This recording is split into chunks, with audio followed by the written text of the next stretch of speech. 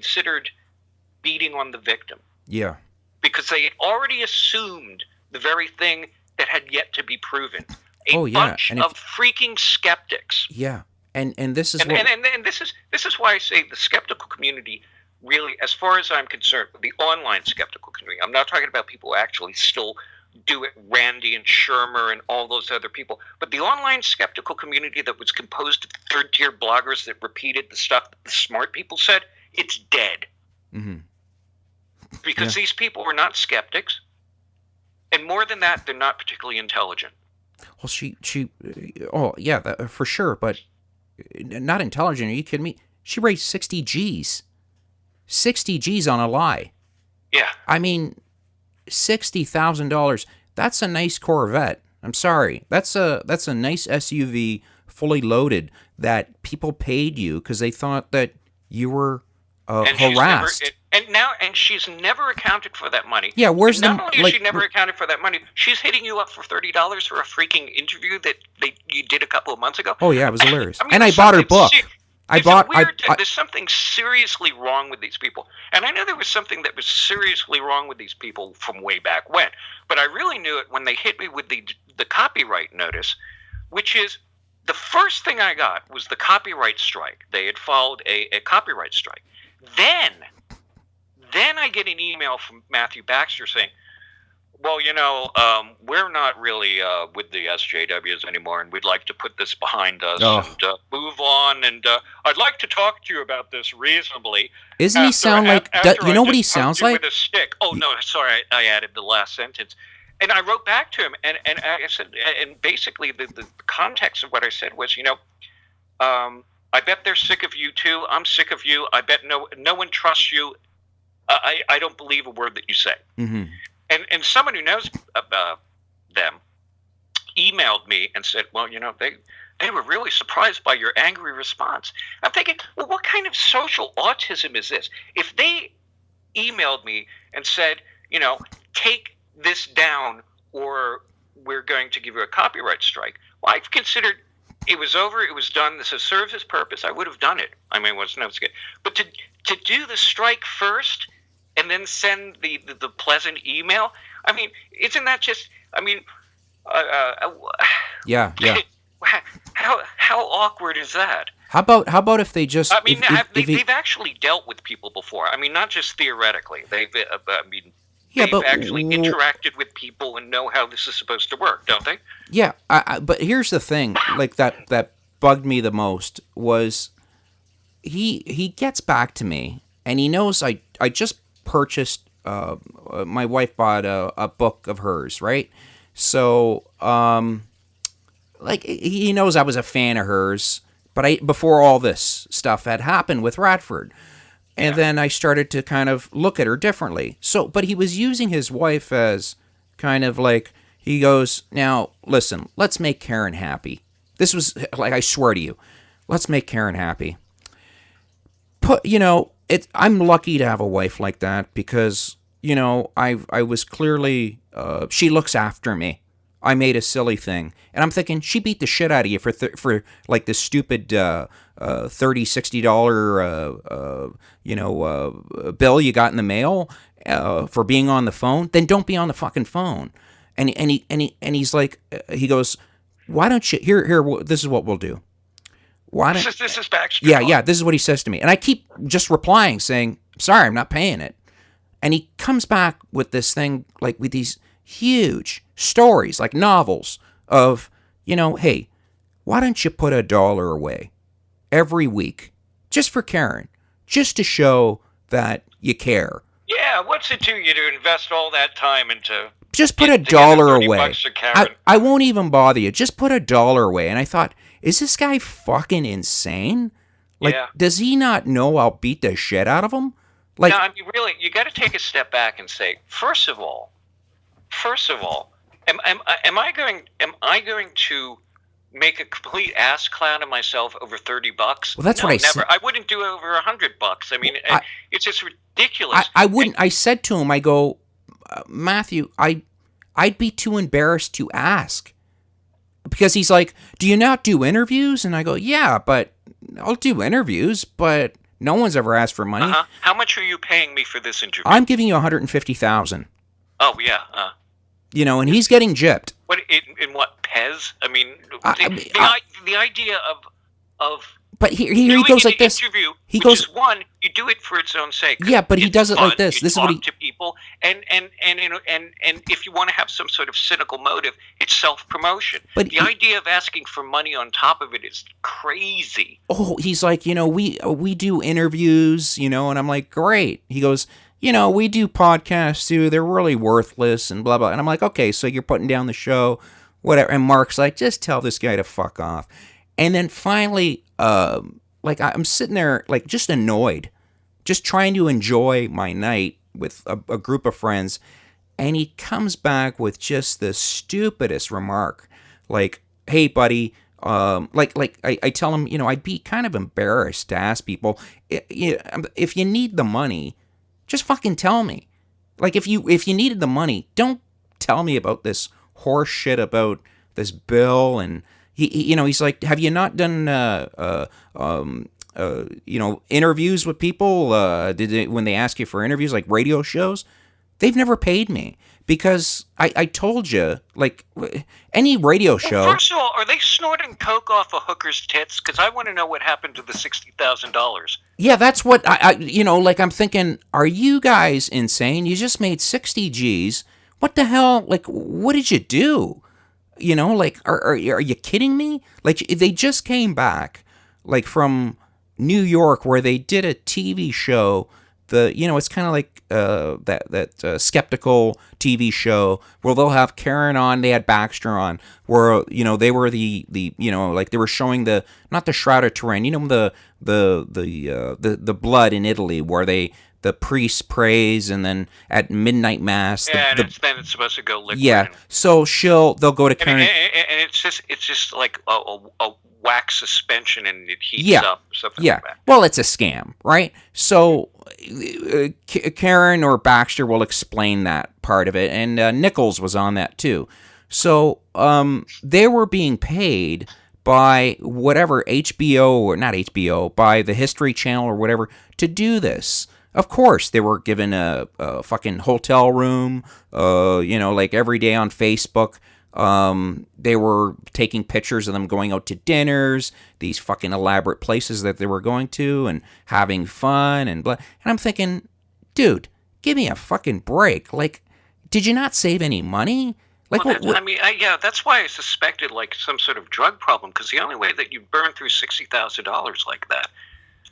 I don't know, but finally I just said, listen, if you don't want me on Facebook or anything, they're just parasites. It just bugged the shit out of me. And then what bothered me even more, like when I said no, and he's like, well, you're a big fucking man or something like this. It was just hilarious. Like, he said something stupid, and I replied to Karen because he blocked me. I hate that. Like, I couldn't reply. Oh, yeah. So I left it. Yeah. So I just replied to Karen saying, yes, tell Matthew next time I see him, blah, blah, blah, I'm going to smack him around. Now I know why you fucked Ben, because he had a real dick. Like that. So that was my reply to her. And then what happened was about a couple months... Baxter, get into a pissing contest with a comedian. This is what he does.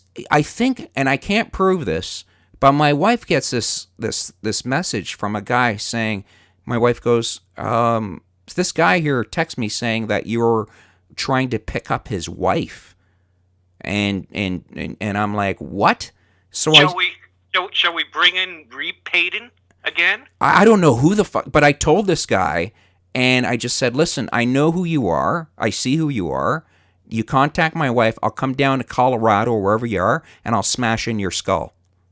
Like, I'm not fooling around. Never heard from the guy again, but it's like. I'm like, what? Who's saying? Is this a third party? It was a third party, right? Like, what Matthew would do. That. Like, this is what, I'm not going to say it was him, but like, I remember somebody was bothering his wife. Article. I think it's particularly if I'm having an argument with a woman and suddenly like her boyfriend or boss or some guy joins the fray as Yeah, like that'll just set me off into like new. Now I have to make fun of them. Now I've got to mock. oh, them. I just left a I message. wasn't there before, but at the point that someone actually threatens me, my natural response isn't not that I'm going to knock your block off or anything. My response is I'm going to make fun of you for your presumption.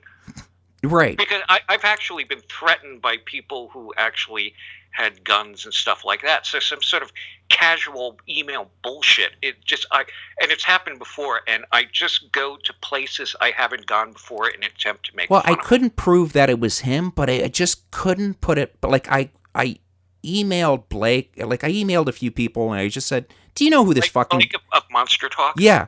And he said, I don't know who that is. And Blake's a really nice guy. So I just said, I'll drop it, whatever. Except for the fact that he swallowed Karen Stollznow's bullshit. He's just, that's the problem. This is only, but, I don't know how to say it. Like, this thing about guys coming on to her, and I'm just going to bring this up because it's there, and I love to show a pattern of behavior. And the thing about Reed Payton is, Reed Payton is... Who's Reed Payton? Reed Payton is another podcaster. Okay. He writes an online blog, Repercussions, and I'm trying to remember what his handle is, and it's escaping me at the moment. But anyway, he's a podcaster, and he's interviewed me before. Well, I mean, he's one of the guys like you. It's not so much an interview; it's just a running conversation, which is much preferable. But he's been to the skeptic conferences, and so he's seen things like P.Z. Myers' behavior. But he also knows Baxter and Karen Stollznow. And when all this stuff was coming out about Radford, all this nonsense, Reep emails me, and he says, I'm paraphrasing. I'm not even sure he expressed it this way, but it's a sense that I got. He said, I have this, and I don't know what to do with it. I just want to tell you. And I would never have brought it up publicly, except he did. He had the courage to come forward and write it out and say, this is what happened, just so you know. And apparently what happened was they were out. Karen was drunk. Don't know if this is pattern behavior, but she was drunk that night, and she wanted to corral Reep into a menage a trois. Oh, I don't know who with. And I'm wondering. But he said, Karen, that's okay. I'm good. And thought that was the end of it. And for people that don't, the menage a trois was if people don't know what German is, that means French. Yeah, I know French. That means you and another. It's a three-way. It's a three-way. You're making a sandwich. Yeah. And bring the bacon. Yeah. And so and if it was with Baxter and Karen, he had two reasons not to have a menage a trois. But anyway, he thought that was the end of it. And then a couple of days later, apparently, Karen is going around saying, yeah, the other night, Reep made a pass at me. Oh. He sexually assaulted me. Oh, man. And when you hear that, you go, uh-huh. She's crazy. Uh-huh. Yeah, no, not just crazy. You say, this is what she does to men who reject her. This is how her ego overcomes rejection. And the thing with Radford, it was so much bigger and so much nastier because they had such a longer relationship, and he dumped her. Yeah. And that's really all that it comes down to. It's the same thing with Jian Ghomeshi, with the story that I told about my psycho ex-girlfriend, and with Karen. Claims of sexual harassment is their form of proxy violence to get back at someone for a perceived slight, in this case, being rejected. And actually, psychologically, it's kind of fascinating because it's almost like they're trying to convince themselves, this guy who dumped me is stalking me because he still wants me. He won't leave me alone. You know, if a guy won't leave a girl alone, and he's chasing after her, and he finds that, you know, he coincidentally starts ending up in places where you are. You think that's creepy as fuck. You're stalking her. Stop it. Just get a grip. Let it go. Right. But this is the woman's way of. Now, aside from actually stalking, which women can do, this is like some sort of a psychological ploy. This is horrible. To not let it go. But here's the. To say he still wants me. Yeah, but this is like what I felt bad about Ben. Ben, I've had the pleasure of talking to him a few times, and Ben is not. He strikes me as a guy that just wants to do his work. He doesn't want any of this shit. This, you know, this crazy fucking broad. He wants people to recognize his work. He works so hard to, you know, the Chupacabra, anything. He has a new book out, great book, Clowns, he's got a great book out. And he actually writes books. He writes books. That's the mark of a distinction between people like Radford and Shermer, and who actually produce content, and someone like P.Z. Myers, who spends 6 years writing a book and it's rehashed blog posts. Yeah, but Myers, what, he write something 19 years ago, his last book? He wrote a book. No, he just came out, and he got it advance, and people were waiting for it. And he wrote a book called The Happy Atheist, which itself seems silly and derivative. Happy Clowns. Was it Happy Clowns? Scary Clowns or Happy Clowns? But he originally had apparently pitched it as sort of, you know, the next step of the God delusion or something like that. And it just shows what kind of mind or work ethic the guy has, that when it finally came out, people said, you know, this is your blog post that you've copied and pasted and maybe added a couple of things. Mm-hmm. And here's the thing with Ben. He is not the type of guy. He wants to be remembered for his work, like any of us. Okay. Yeah. And but also there's a quality to Ben's work in doing the Chupacabra and things like that, which is people like becoming an atheist, people could become skeptics for any number of reasons. And one of the reasons that you become a skeptic, it's because you understand that your own thinking is flawed. Mm-hmm. You can be fooled. Yeah. And you want to see the various ways that people are fooled. And so there's a certain amount of compassion going in. You know, this is that seeing Jesus in a taco or whatever is part of the human experience. Like psychics and bullshitters. Like pareidolia, there's an actual phenomenon to explain it. On the other hand, there's another kind of skeptic, and I've seen these people, you know, when there would be a meeting in some library's room or something, there was always those people are stupid skeptic. He's just there. I mean, some bloviating guy who's like been a third grade science teacher for 30 years, and he thinks he could tell everyone everything. And they're just there to beat people with a stick and say, "Oh, look, they believe in this miracle shit. They're so fucking stupid." Right. I mean, there's an entirely different tone, and so I mean, the people that are really producing content are the ones that are looking for the greater significance and looking for the idea of skepticism and seeing how these people got something wrong as a learning experience for all of us, because we're all that way. Mm-hmm. I mean, there's any number of things that we either misperceive because we know the phenomena. I mean, I could look up at the ceiling and see faces in it. So, but there's also been cases where, you know, I've just misapprehended something or got the cause and effect relationship wrong. So it's important to know this, rather than the people that are just there because somehow being a skeptic makes them think, usually erroneously, that they're smarter than everyone else. Yes, and that's where, like, I really enjoy the whole. There'll be a woman on Facebook or whatever, and she'll put out something like, "Oh, you know, Sylvia Browne's in town. Tickets, believe it or not, are $60, and oh, she's amazing," or whatever. And I say, don't waste your money on that shit, please. And then I'll get like 15 women saying, I'm an asshole, I'm this, I'm that. And I just said, here, I always link up. Ben's work. I'll go here. Ben gave a great talk about psychics. How, if it's true, they should be, people that are kidnapped, children.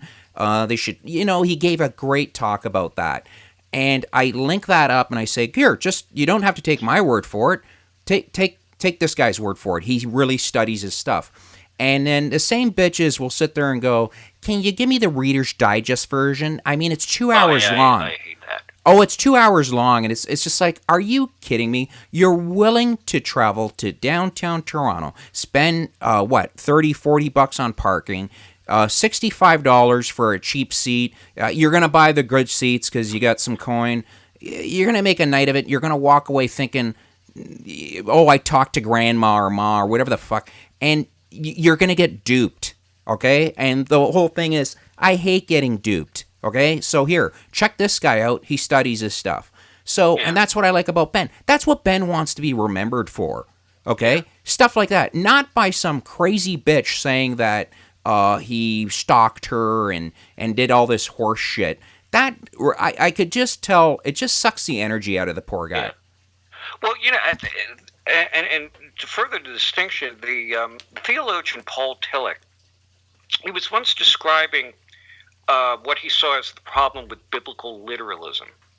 And when he said about biblical literalism, because you're taking this at literal value and you're not seeing the metaphorical value, or how this somehow speaks to people and that's why they accept it, he said that biblical literalism is missing the dimension of depth. Mm-hmm. And that's how I consider these people. I mean, the you're so stupid skeptics, as opposed to the people that are doing it for a greater understanding, they just lack the dimension of depth. And when you get someone who's saying, can you give me the Reader's Digest version of it? I mean, that it just sucks the energy out of me. Because, I mean, let's say, I've talked about actually just, instead of just doing videos where I make fun of idiots, I wanted to do ones on actual skeptical topics. And one of the topics that interests me is the Dyatlov Pass incident, the death of Audrey Mest, the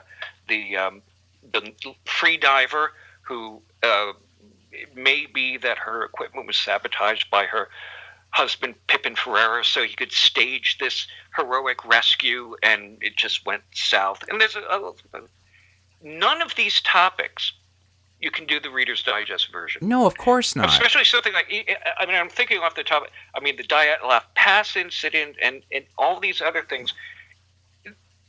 You have to, and I do, you have to enjoy the minutiae. You have to think of the details to really appreciate and understand this. And there is no way to do a short version. And sometimes I've been criticized, and earlier I did this, and it's true that some of my videos were so long, I was trying to get so much in, so it was kind of rambling.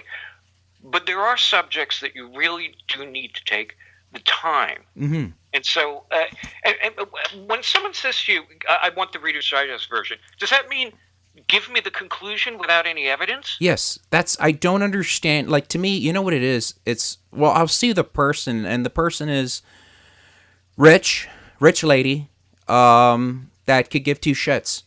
You know, I mean, they want to, I got into an argument with this one model, and she's very good looking.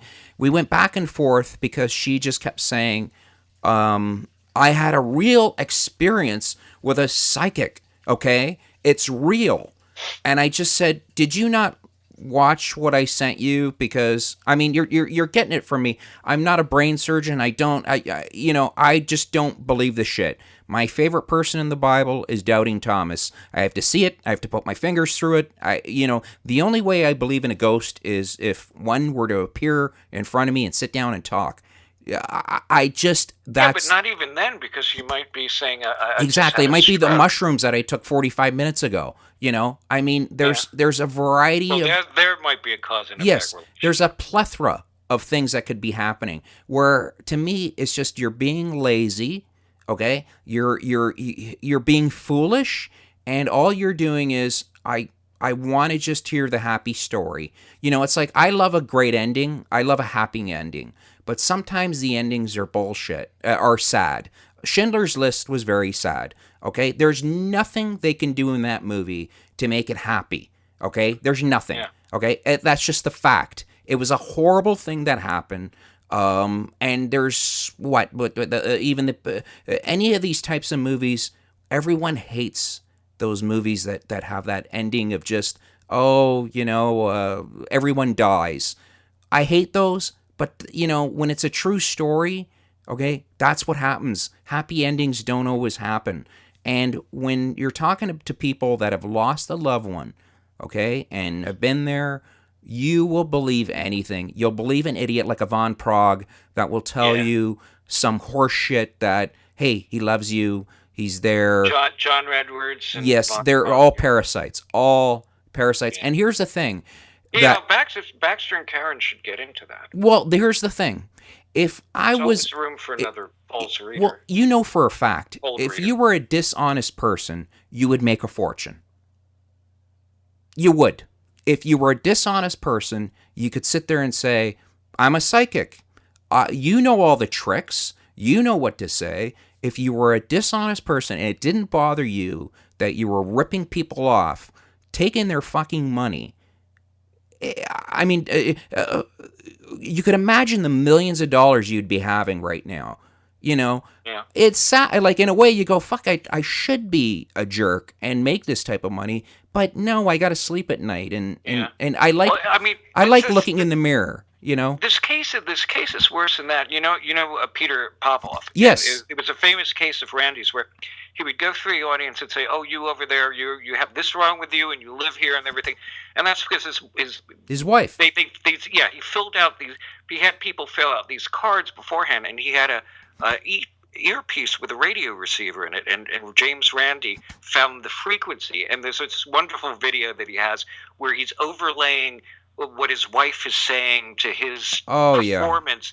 But the thing is, there's got to be no atheist like Peter Popoff, because how can he think that there is a God who's looking down on him? You know what they're doing? Watching him do this. You know what they're doing? They're justifying it by saying, you think they're rationalizing it? Yes, they have to. That's or you go crazy. You have to sit there and say, I'm helping them out. Hey, I'm giving you hope. You talked to your mom. You were crying. You were so happy. That's the only way they could rationalize it, because if they really look at what they've done one of the lowest things you could imagine, lying to people and taking their money. And there's no heavy lifting involved. It's a great job, okay? There's no 9 to 5, selling cars, talking. You're your own boss. Your wife's in it. The wife was driving around.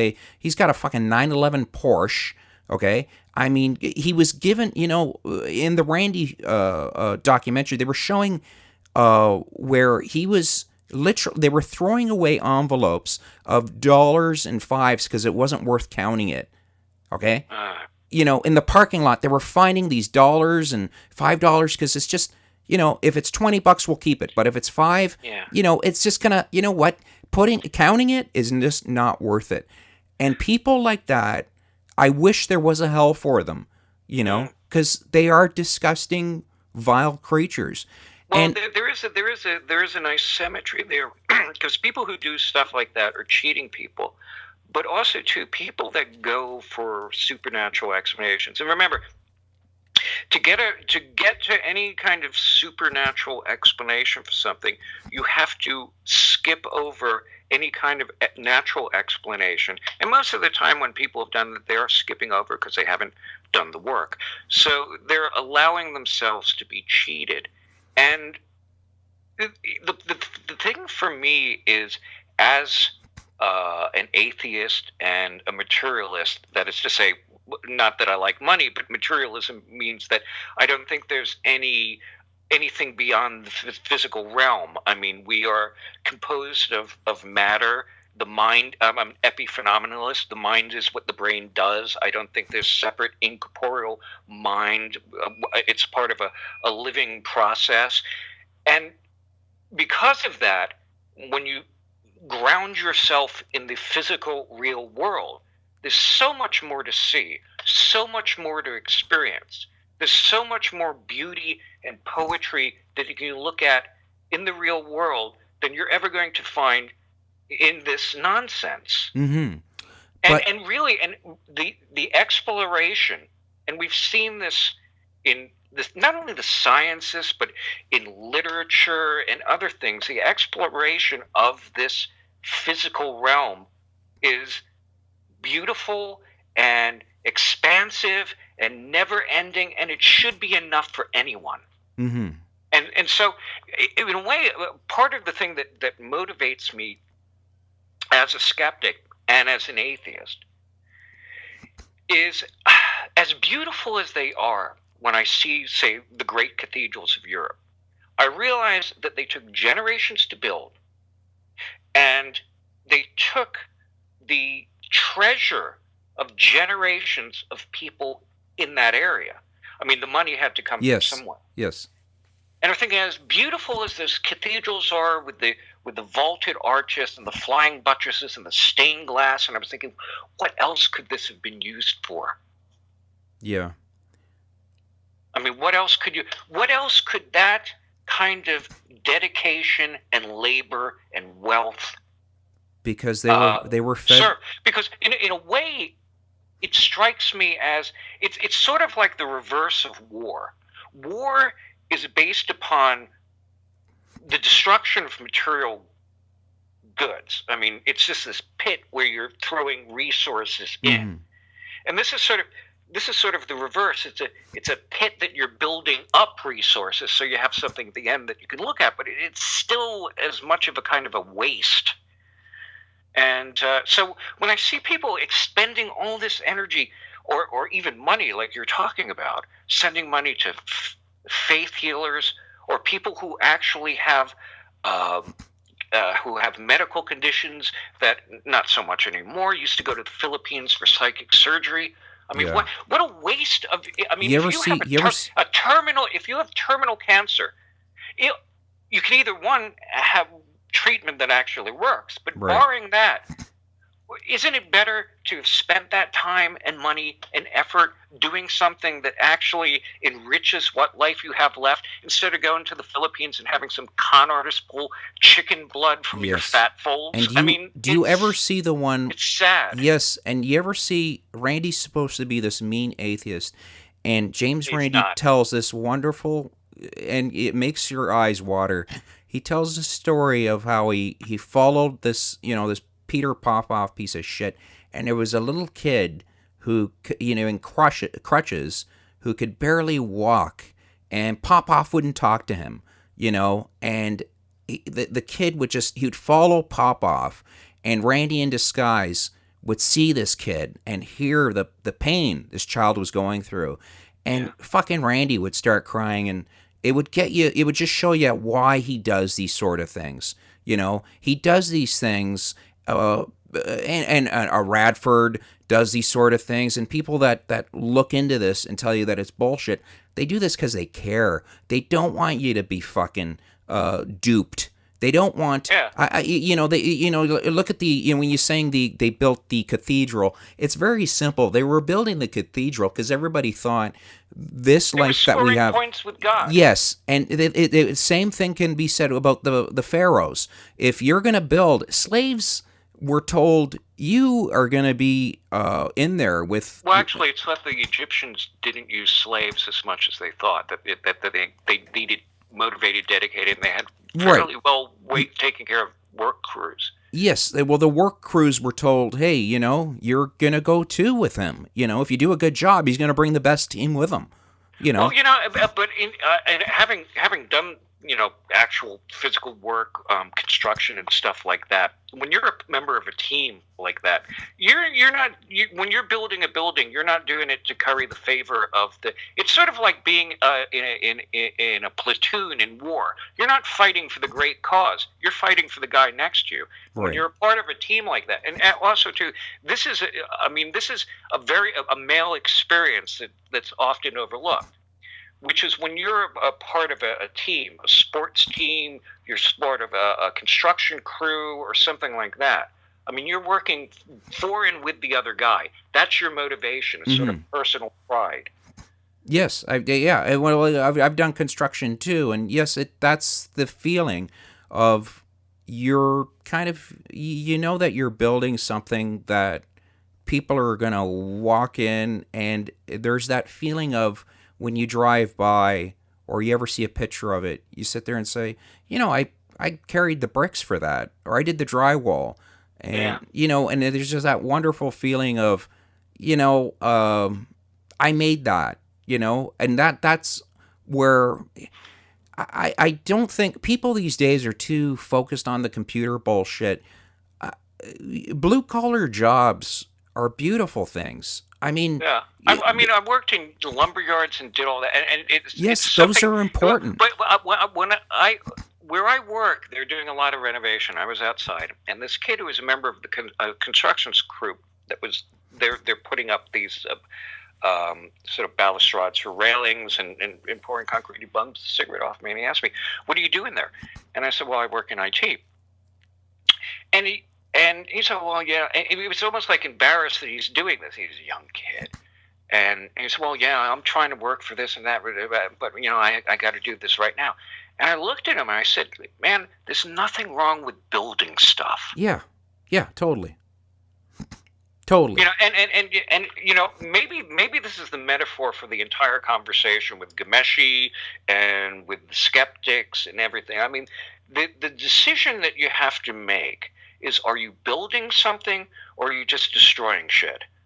I mean, and we've got a lot of people, the Jian Ghomeshi folks, Karen Stollznow and Baxter and everything, whose entire reason for being seems to be breaking shit. Yeah, and to me with the Stollznow thing, I feel like, because I purchased her books. I mean, for Christmas, I took a picture of it. She was on my Facebook and stuff. I took a picture of it with my kid's slingshot that I shouldn't have bought him, but I just thought, it's a kid, everybody's got a slingshot. I just told him, don't hit any birds or anything like that. And I just thought, was it like a Daisy Barnett, something like that? No, I had a Black Widow, which was the medical tube. Oh, okay. Mine was mine was a really, really nice one. I'm not going to give him that because. Did you tell him he could put his eye out with that? No. I told him that he will. No, like I remember.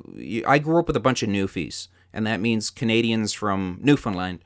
And we would take our slingshots and we'd go out. And I remember we got a squirrel, and the squirrel was screaming. And I stopped, and we all stopped because the squirrel was really, really upset. It had nowhere to go. And I thought, this is not fun. And we all looked at each other going, this is not fun. And I felt like shit. So I told my son, never, ever, unless it's fucking Baxter, nail him. But if it's a squirrel or an animal, don't hit it with a fucking slingshot or anything. Hit cans with it. There was a story that my father won't make it long, but I really respected him for this. When he was a young guy in the early '60s, and he still has it. It's really nice. He and his uncle Victor, and I inherited Uncle Victor's Savage 99 hunting rifle, and my father bought a 35 caliber Marlin. So my dad, he wants to go hunting with the guys. He thinks that's going to be a good idea.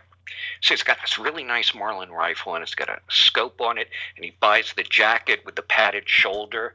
I mean, the pad is on the wrong side for me because he's left-handed, and he goes out and he's trooping out in the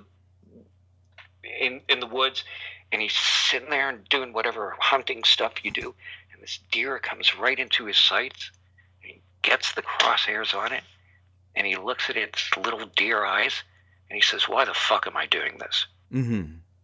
And he didn't. Right. I mean, you got it. I went hunting, and which is actually a really strong thing to do, because for a weaker person, the momentum would make them pull the trigger. I went with an ex. My dad said, well, the boy, I was at that age of like 15, 16.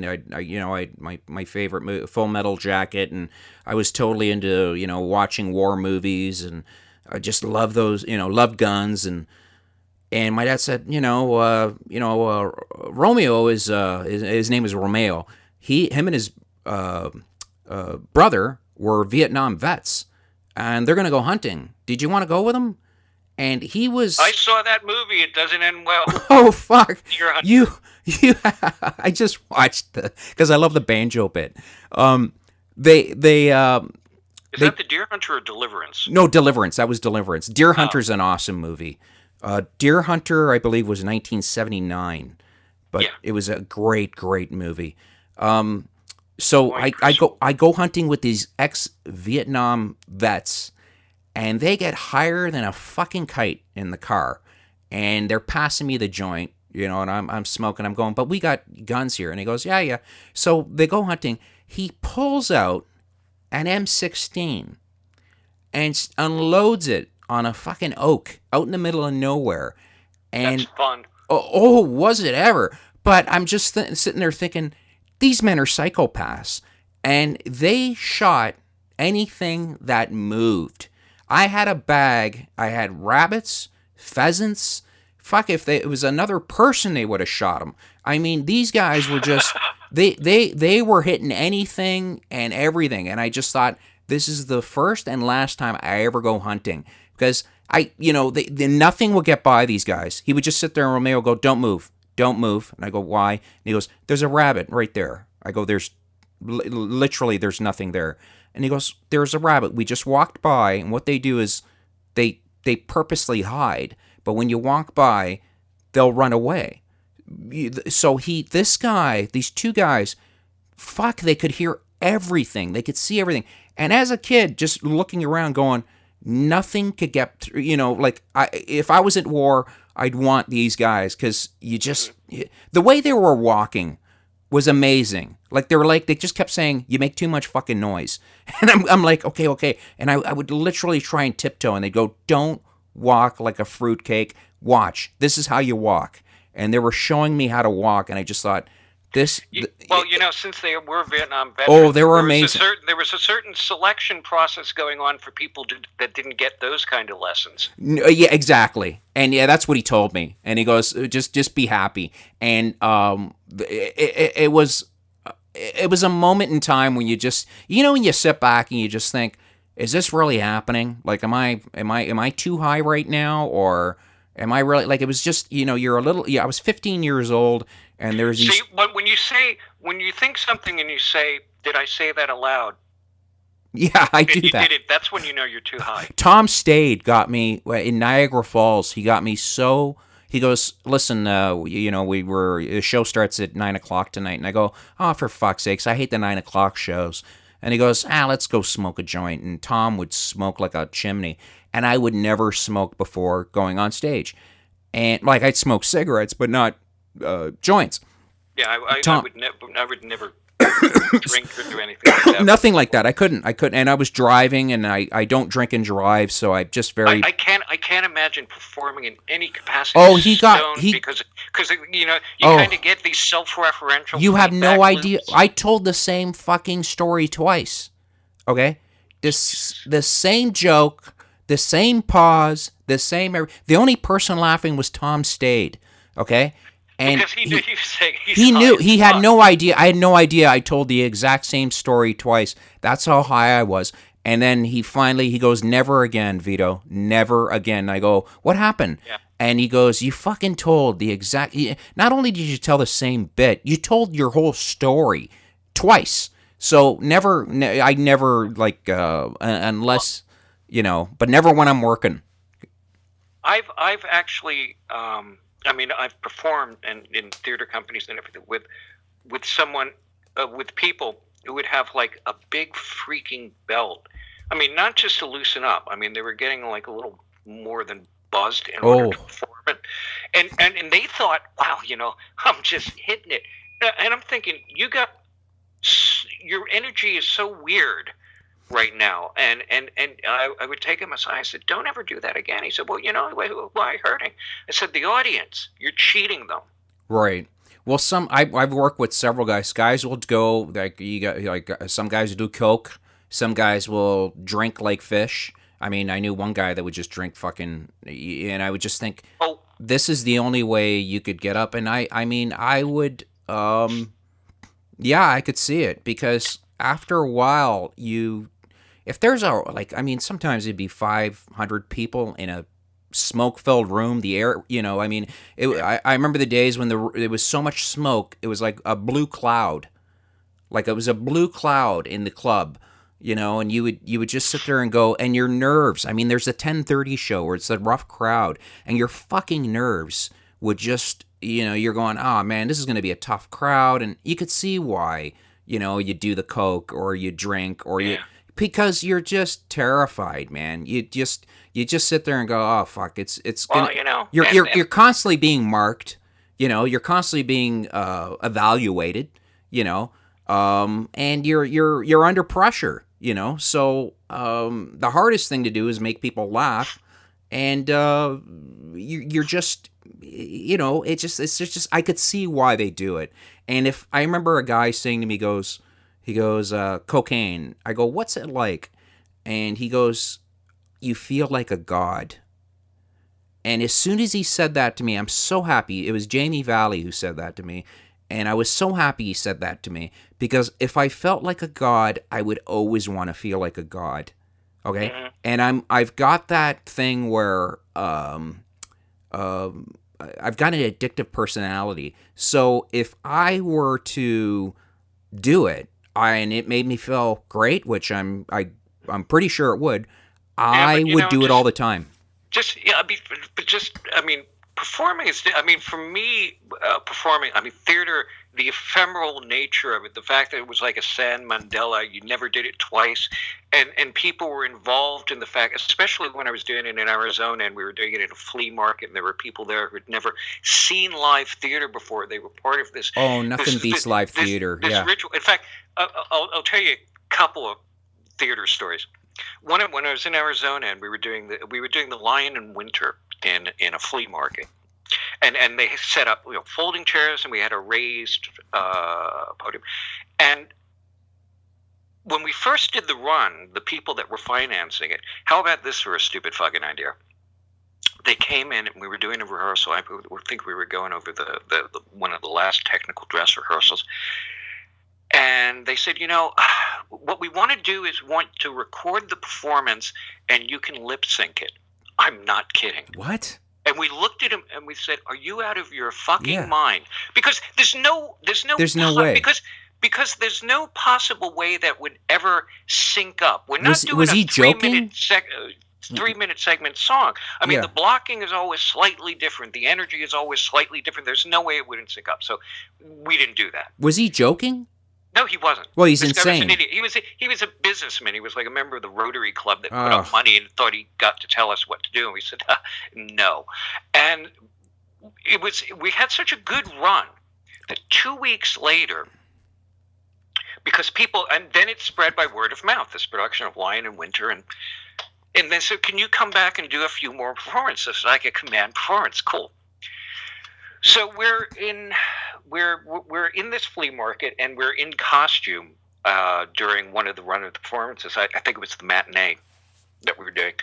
And so I'm in like full Richard the Lionhearted outfit, which is basically, really when you get down to it, a belted pinafore dress with like some leather fittings, and I've got my dagger and everything. And we actually use real knives. And wow! I would cut an apple or throw it into the table. So when I turned John around and put the knife to his throat, there was a gasp from the audience because they knew this was a real knife. Right. But we did that over and over and over and over again. And in the scene where Henry brings the sword down just short on my head, we practiced that one a lot too. Oh, yeah. Anyway, we're a little hungry, and so we go over to there's like a Denny's across the street.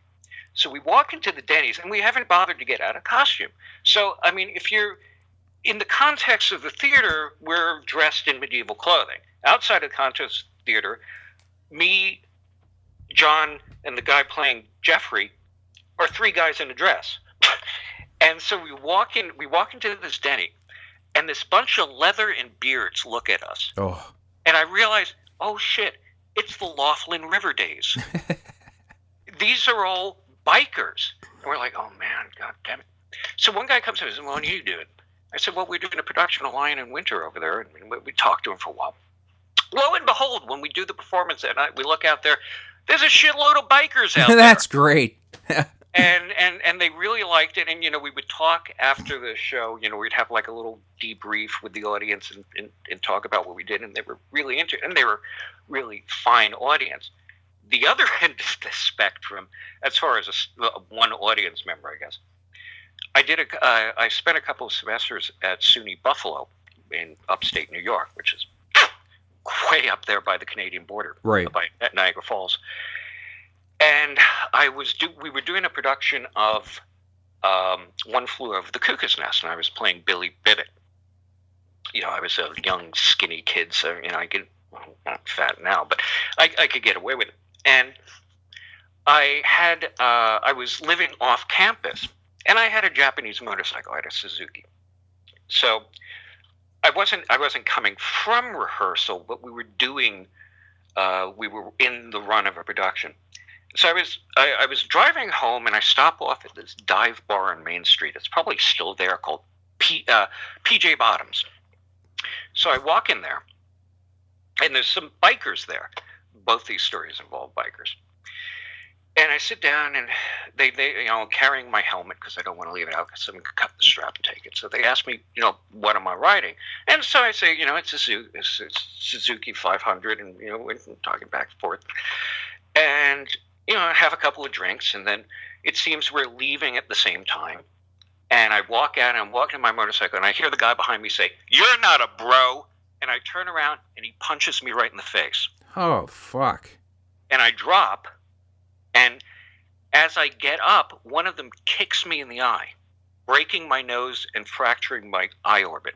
I later found out it was like hairline. Oh. And so one of the guys, I just grab him and I slam his head against a metal dumpster that was there. But then the other guy pulls a knife and he stabs me twice in the side. So I mean, there's a fight then, and finally they backed away because they realized they just knifed me twice and I haven't noticed yet. Right. And so I walk instead. I leave my motorcycle there and I walk home. And as I'm walking, I realized there's like this warm sensation running down my leg. I said, "Oh, Jesus, guys, I'm going to piss myself." And I touch my side, and when I take my hand away, it's not only smeared with blood, it's dripping with blood. Right.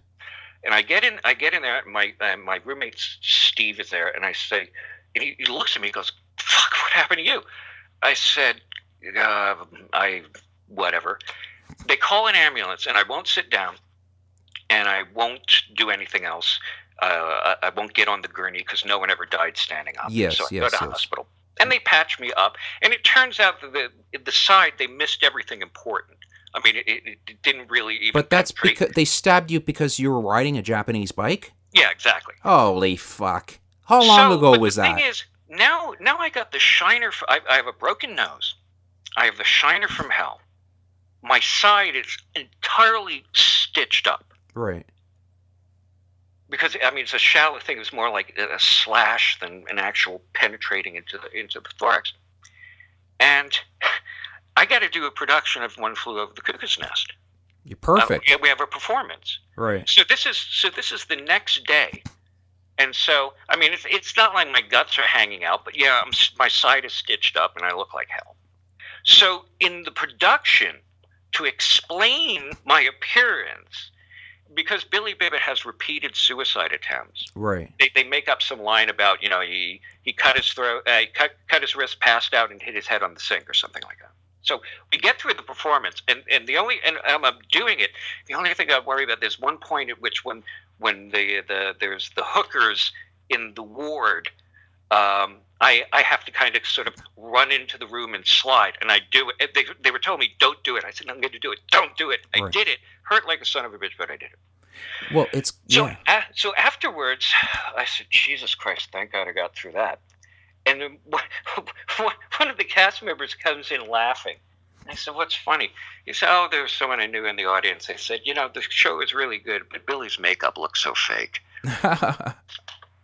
Oh yeah, that's beautiful. I mean, did those guys ever get charged or anything? No, they never caught. Fucking losers! I hate that. Yeah. Any theater that I've ever been part of, I either get They either put me as the drug dealer or the hitman. And the one show, I brought the gun home, and it was, it was just a gun, and I had to go to rehearsal. I brought the gun with me, and it downtown after 6 o'clock, it's free. Now, is this real, or was it like a starter pistol? No, it's a fake gun. It's a prop gun. Plastic? Yeah, it was a plastic gun. Okay. So I had it with me. Airsoft? I mean, was it at least presentable? Yeah, it looked like a gun, but it was like it was a prop gun from the theater. Like, it looked like a gun.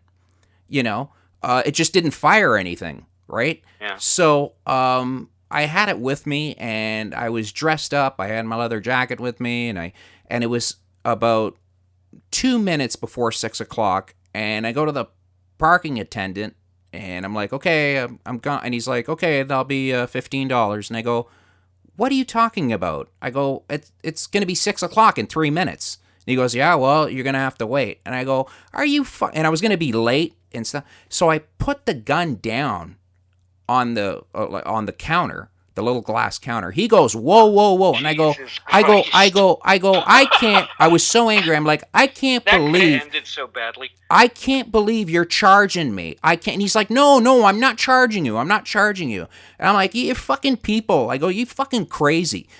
And holy shit, it was a mess. It was a little Haitian guy, but he was white as a ghost. The theater manager comes in and goes, Vito, did you just scare the shit out of the little fucking Haitian parking attendant? And I go, no, I was just, I totally forgot that I put the gun down. I thought, for some reason, I've been carrying this gun around. It felt like a prop. Like, to me, that's really a story, especially if you're in the U.S.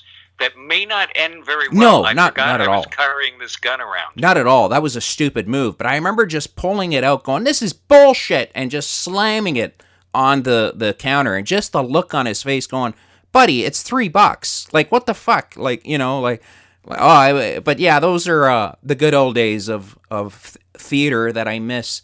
I miss the whole. I don't know how people. I miss being 20 and resilient enough to. Yes, what I miss is the fear. I remember, you had your lines, and the great thing about stand-up is you won't know if I forget shit, okay? But in theater, if we're in a scene together, if I fuck up a whole line, that will mess up the whole scene. So I've had it happen. Yes. If you're dealing with people that are actually good, and I've done that, and this happened in the production of A Lion in Winter. The guy that was playing Henry, he was a big guy named Jeffrey Rylesworth. He was like 6'4" and whatever. We actually skipped a page, and we looked at each other blank for a second, and it seems like an eternity. The audience doesn't notice it, but he had the presence of mind to kind of make up a line and jump back, and then we did the necessary dialogue. I mean, part of the preparation of theater is to know the material well enough so that you can. Oh, that's a pro, though. That's a pro. I would just get I would fuck up. Like I would get flustered. Yeah. You never know what's going to happen. The production of Antigone that I was in, where I played Creon. There's a scene in which Creon is trying to get information from the soldier about the burial of this body that he didn't want buried, and that's the whole sticking point of the plot. So I'm supposed to be talking to this guy, and I'm supposed to make a kind of a quarter turn around him, and as I turn, I realize I have no fucking clue on earth what the next line is, and it's just him and me on stage, and he doesn't have any lines because I'm having a monologue, right? And so I just continue very, very slowly circle around him to come back to where I started, and then do the quarter turn again, and the line popped into my head, and I did it. Oh, you're lucky. And the director came up to me and said, "That was so intense." And I said, "I forgot the line." And they said, "Keep it." Yeah, I've been there. Well, the thing that I see, that's also part of the process. The mistakes that you make and the experiments you do and the stuff that works and stuff that don't always gets incorporated, and you always switch it around because unlike those people that thought we could lip sync a performance, there's Right. always a different energy every night, and you got to be able to tap into that. Yeah, sometimes you get a crowd that's just silly and you feel it's loosey goosey. Then you get others you can't fucking buy you can't buy a laugh, or you just crowds are very weird. And you've Here's got for that production of Antigone. Here's the absolute best audience. I mean, we did it in a theater, and like I said, it was a black box. And one of the teachers from the high school comes up to her and says, I'm teaching the Oedipus cycle, and we're doing Antigone. And we said, well, what a freaking coincidence. And so one of the people popped up and said, want us to do it for them? And she was like, yeah, sure. So we actually did it in like this little park that was adjacent to the school. And so all these kids came out. And this must have been like, theater as it was meant to be. We did it outside in the daylight, no props, no nothing, just kids sitting on the grass. And we did the entire we didn't do the Reader's Digest version. We did the whole thing. And then they got to ask us questions. I mean, they loved it because it was like we were like the Cliff Notes right in front of them. Mm-hmm. And so, but that was one of the best audiences because they were being tested on this stuff. One, they didn't have to read it. It wasn't dry. There were people that were performing it for them, but it also, there was an intensity in that they were into the material already. Well, the best is when you look out and the eyes are just they're just staring at you like, this is wonderful. That is theater. What I loved about the theater, and I love old theaters, just the ambience of the room. Like, I love the outside theater too. I've gone to several of those and played a couple of those, but I always love the old theater. The old Palace, the old, there's the Capitol. They're so beautiful. I love the chairs. Yeah. I love the smell of it. Yeah. Well, that's it. I mean, those theaters, like the old movie theaters, the Art Deco stuff, is nice. But I love that. When I'm talking about theater, I mean, for me, the best kind of theater is one. I mean, there's no sets, there's no flats. You're not on a proscenium art stage. It's just black box. You're down to the essentials: the actors, the audience, the material, and that's all you got. And that I really like doing, because, as I said, and in this period where I went through this enormous amount of shit with stuff that was going on at work. Oh, and I didn't mention when I was walking to the National Gallery to plan out this little, expedition with this woman, I was hit by a car in 2012 and I broke my foot. My heel snapped because I went over the top of the car and then landed. And it was fine for a while, but where I work has these floors from the 1930s that are tile. So after a while, for some reason, walking around in dress shoes on these tile, my foot began to hurt like a son of a bitch, and it was aching. But I wanted to do this. So, I mean, part of the thing that added to my irritation was that I walked from work to the National Gallery in D.C. to do this, and my foot was freaking killing me. Yeah. And so there was that. I mean, the physical pain and other stuff that was going on, and then this whole crap with my YouTube channel and the DMCA notices. I was thinking, I got to do something different. And one of the different things that I did was, I mean, there was, because I couldn't do my old content, I started reaching into, because in previous videos I did that were about a certain skeptical topic, or this person is being an asshole, I would tell these little, autobiographical tales to kind of make a point.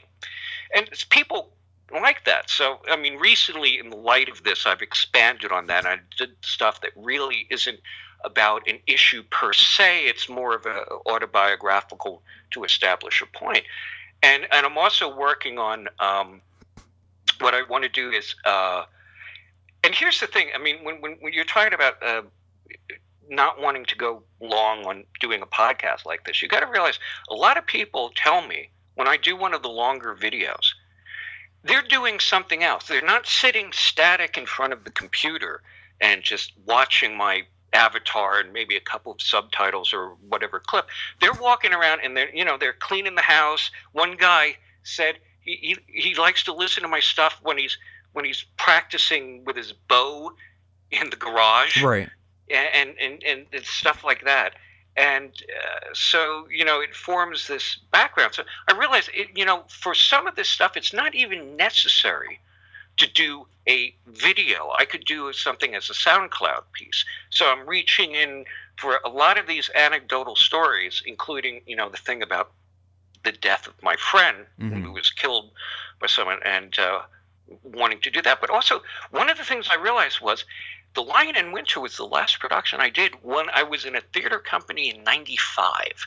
Right. And I said, there's theater around here. I know in Maryland, in like Bethesda and other places, and I'm sure in Arlington, in the Washington, D.C. metro area, there are theater companies. I just got to get back into that. Of course, I'm 51 years old. I'm not going to get the lead anymore. I'm going to get Dad. I'm going to get Polonius and Hamlet. But, that's okay. But, here's the thing, though.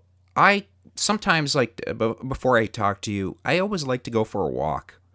Because before I do an interview or I talk to anybody, just to clear my head. And I do that because it just, if you sit around and stare at the fucking screen too long, or you just look too much into the computer world, you don't really, you just don't see the world. You don't really, the world continues without you. Okay. So I feel like that's, stand up or theater or anything like that. There's nothing beats being in front of people or doing a craft with other people, and nothing beats that. I mean, when you're doing these videos, you're by yourself. When I'm editing this, I'm by myself. I'm not a solitary creature. I like being. Don't get me wrong. I love my alone time, but I really enjoy, just hanging out. Like the beauty of being with a friend that I've known since my childhood is, I don't even have to say anything to him. I can just sit my ass on the couch. He knows what I want to watch. He'll get me my bowl of ice cream, and I'm a happy clappy fun boy, Yeah. And that, I need that. I can't just sit in front of a computer and it just, I'll watch shit and it's just too depressing. It's just too depressing. I need to get out, talk to people, do something, make people laugh, have fun, and you feel like you accomplished something. You feel like you would like. I mean, this is one of the reasons why I love the guy, which is the 18th century Scottish philosopher David Hume. A lot of his work was a response to the René Descartes bullshit, but he said something to the effect of, I'm trying to remember the quote as closely as I can. He said, "There comes a time when you hear the clink of wine glasses, when you have to put aside dry reflection and join humanity." Yes. Yeah, that is a really nice saying. That is nice. I think Christopher Hitchens brings them up a few times, right, during a debate. Yeah, David Hume is. I mean, his writing is not. It's still pretty accessible, but he's positively brilliant in the sense of, the really great thinkers don't think great thoughts. They say things that when you hear it, you say, "Jesus, why didn't I think of that?" And Hume has this very famous quote, which is applicable to skepticism, which was from his book Inquiry Concerning Human Understanding, and it's chapter 10 on miracles. And he says, whenever anyone tells me he saw a dead man brought to life, he's talking about like a miracle, like the resurrection. Yes. Whenever anyone tells me he saw a dead man brought to life, I ask myself, is it more likely that the person recounting this is deceiving or deceived? And I weigh the one miracle against the other. Mm-hmm. In other words, he's saying that in reports of miraculous phenomena where the only witness, all you have is witness testimony, you have to ask yourself, what is more likely, that the laws of nature have suddenly been derailed, or this person is deceiving you or deceiving himself? Right. I love that. Yes. And it's such a simple formulation, and so I mean, that's the thing that people love about Hume is once you get behind, the slight difference in language that has happened in the intervening years and his own style and kind of the the way that they formulated arguments back then. He's very common sense. Yes, and to me, it always comes to the common sense. It always comes to common sense. Yes, and like to me, it's with the miracles. I'm like, okay, well, we had a guy walk on water. That's really cool. And today we get a piece of toast that looks like Mother Mary. I mean, the miracles have really taken a turn for the worst. But see, common sense is so underrated. In fact, at work today, I don't want to give up too much information in case someone tracks me down. It's the FBI. One of the things that I do is I do video conferences, and this is video conferences between the U.S. and other countries. And the good thing about this is that it saves on travel time, and also too, when you're working in an official capacity, travel ain't what it's cracked up to be. It's like, well, I get to go to Japan and I get to go to Vienna, but actually what you get to see is the airport, the inside of the airplane, your hotel, the conference room, and then you go home. Right. It's better to do this setup through video conferencing, and there's an immediacy to that, which is kind of nice. So we're setting up this thing. I have a conference that's coming up between us and folks in the Japanese government. Because of the time difference, we reached a point where we would have to test to do this video conference, because we always test the connection and work out any problems at 7 o'clock at night. But we actually had the video conference at 9 o'clock in the morning. So I work with another guy. What we've always done is we've always split it up. He did the evening ones, I did the morning ones. Because if he had to do something until 11 o'clock at night, and then he had to turn around and come in and do something at 7 o'clock in the morning, that's a recipe for psychosis. Yes. So at work, he works across the partition from me. So, I mean, we're talking as these emails come in. I said, well, they changed it. They changed the time. I said, they said, can you do the test at 7? Yeah, okay. You're gonna do the DFC itself? I said, yeah, no problem. Okay, worked out. Well, then one of my bosses, because I know I have currently about 3 of them, he sees the emails going back and forth, and he emails us, and he says, because they've been doing this a lot, what they want to do is make this thing like McDonald's drive-through, so that anyone can do that. So they want like a cheat sheet for how to do this, and it doesn't work that way, because you have to not only do this, you have to deal with technical people in other countries and not piss them off, and so there's like diplomacy involved, and nothing ever works, and you got to work it out. But in this particular instance, in deciding who does what between the two of us, he says, we need you to write down the process that you used. And I sent an email back, and I said it's called talking to each other. And he said, no, actually, you need the process. I said, no. I wrote back. I said, seriously, there is no process. This is common sense. We talk to each other. We work it out. And he still wants it. So now I'm writing longer emails where I'm explaining this. I say, look, in any task where you have a pool of people, there's going to be distribution of labor where people work out between them who does what. There's no way that you can design a process for this. This is just what people do, and that's what we did.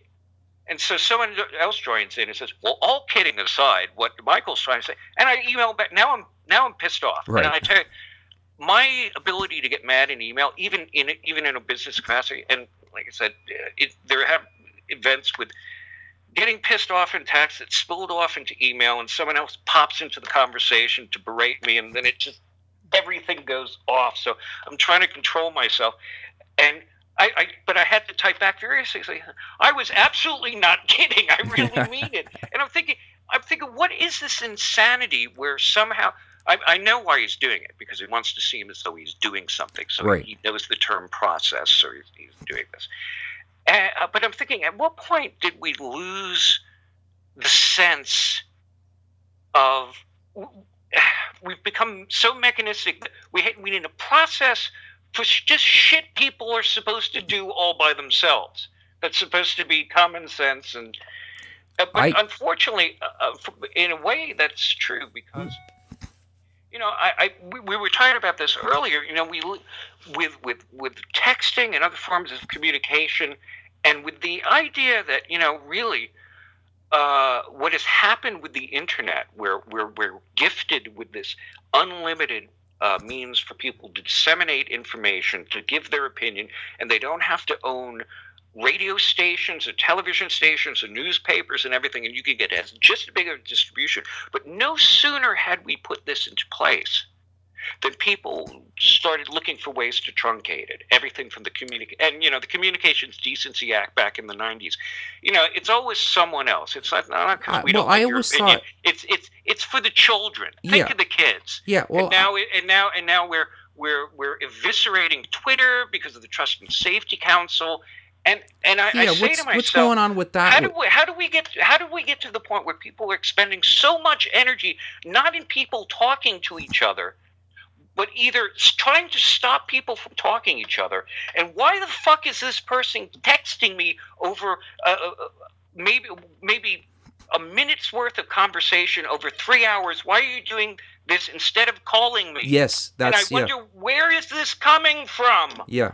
I know. I tell people, like, if I'm because even though you can't see me, I am half Italian and I am talking with my hands. Oh no, I totally get it. I cannot. When people send me, frustrating. It's beyond frustrating. I'm like, just just call me, or what time you gonna be in? I'll call you. Okay, I'm not spending a fucking hour writing out what needs to be done. And what's maddening? Just why are you calling me? And instead of like texting me this crap, just call me, have a conversation. You don't want to know where it's going. Instead of sending me these fortune cookie snippets that I have to interpret somehow, and I got to interpret your mood and your kind of terse, in like recent events, and there's been actually more than one of them, I realized that when you reach that point, the only thing that you can do, and my mistake was to continue communicating, the only way out of that situation where I was annoyed, they were getting annoyed, and then I went off, the only way out of that situation would be to stop communicating, to say, look, text them if they like text. Mm-hmm. It's to say, look, you seem in a bad mood. I'm getting an increasingly bad mood. I think I've warned you. I find texting to be frustrating and irritating. Just deal with what you have to do and then talk to me later. But there's so much that you could... I'm off. There's so much that you could tell from a person's voice. I could easily call you and know what kind of mood you're... I'd rather hear a person's voice. Exactly. I'd rather talk to you than fucking texting you. It's just... If I get it that it's easier sometimes, but if it's... Sometimes... What happens is something so easy becomes so complicated, and people take it the wrong way that you're just asking for trouble. And honestly, I don't understand why a sweet, pretty girl like I was talking to wouldn't want to call me on the phone just so I can hear her voice. That reminds me that she's a sweet, pretty girl. That's her entire advantage right there. Yeah. Well, in text, I lose sight of that. I don't have that. I don't have the person there, and I lose the sense of immediacy and the humanity, and I'm just dealing now with the irritation. And I also think, and I've thought about this really long and hard because I just feel awful. I mean, I was an asshole, a complete asshole. And I was thinking, why is that? I mean, just bad, really bad. Why is that? And I think it's because that texting is so limited. It's easy. It's not because there's a mechanical process to it, and there's actual limitations on it. It's not like you're sitting in front of a full keyboard and you're typing. And I could actually craft something to do that. I can actually craft something that can not only be read but spoken. I do that, but within the medium of text, all of the humanity gets sucked out of it. And what I find myself doing, because it's so dry, it's so cold, I find myself trying to up the ante to get some sort of emotional investment from it, and it's not going to happen. No, you never will. So, I mean, this is a real issue of our time, because this is not the first time I've completely fucked something up with someone because of, and they now think I'm just psychotic. I mean, it's No, the only don't. You're going too far. They're either really mad at me and they're never going to talk to me You're again, overthinking it. or they're afraid of me now. No, you're overthinking it, and that I But, I would the thing, I but would the thing totally is, write a people, letter within a month or so to them, and leave it at I that. have no place to send it. We'll find her. It's Yeah, fine. I can't. I can't. I just can't. It would be wrong. It would be creepy. Everything takes time. But I mean, but the thing is, I mean, it was such a casual relationship. Like, I saw her a handful of times and did stuff. But what bothers me is me, what I did, and the finality of it, and frustration with the fact that this is something that would never, ever have happened in person. And, it's something that we have to address. I mean, people talk about it on Twitter, Twitter harassment and stuff like that, which is we've put into place mediums where people will say and do things not because they're assholes or there's something wrong with the medium, but because we've sucked the humanity out. Yes. Yeah, it's totally That's and that's the only thing that I want to explain to this person. I said, I lost sight. I was annoyed. I was mad about things. You were busy, and so you weren't texting complete stuff. And I felt kind of underappreciated for what effort I was making, and I lost sight of who you were. As crazy as that sounds. And I'm sure you're driving yourself crazy. I know I am. And it's, but this is the problem with having a conscience. But also, I mean, it's dealing with it's called having a heart. I think it's also dealing with the larger issue of the fact that I'm frustrated with the fact that we do have all these things into place where we've set things up for miscommunication. I mean, one of the key aspects of Twitter and what appears to be Twitter harassment sometimes is the fact that you can't really craft anything in Twitter. You can't really. There's no, because of the character limit, and you get even though you can type a lot more in a text message. You really can't because it looks weird and you got to scroll. So you're driving yourself crazy. I know. You're driving yourself crazy. But it's the same. Yeah. But it's the same thing on Twitter. I find the same thing happens. Miscommunication on Twitter. That's what happens to me. This is what I. There's a time you just got to put the brakes on and say, "Stop it! I can't do this anymore." Yeah, I can't. Like I hate when I put something so black and white up there and people will just take it totally wrong. There'll be that one person that fucks up the whole day by just putting something out there saying, hey, you, why would you say something like that? And it's like, did you not understand what I said? Are you anyways, folks, we've been talking to Mykeru, and please tell me what's... We've been trying desperately to communicate despite everything going on. What is next for Mykeru? Well, now that I got one of those copyright strikes off, I'm going to restore as much of my channel as I can. I'm going to see, what this Sinachi music can do to me about the use of Geechee Wiley's Last Guy in Word Blues, which is in my title. I'm going to be working on some SoundCloud projects, and I'm going to find someone else to mess with. And what do you think, what's going to happen with this Stollznow? Are you just going to ignore it, or she sent you some legal papers or something? No, she didn't. No, it's ended because YouTube has accepted her. I don't think they even passed on the counter notice to her. But in honor of Baxter and Karen giving me a copyright strike, which has limited me to 15-minute videos, has removed my ability to stream. I can't even pick out custom thumbnails for my videos, so I got to choose from one of three inapplicable things. In honor of that, as I said in another context, I'm going to screw them like a manila hooker 20 minutes into shore leave.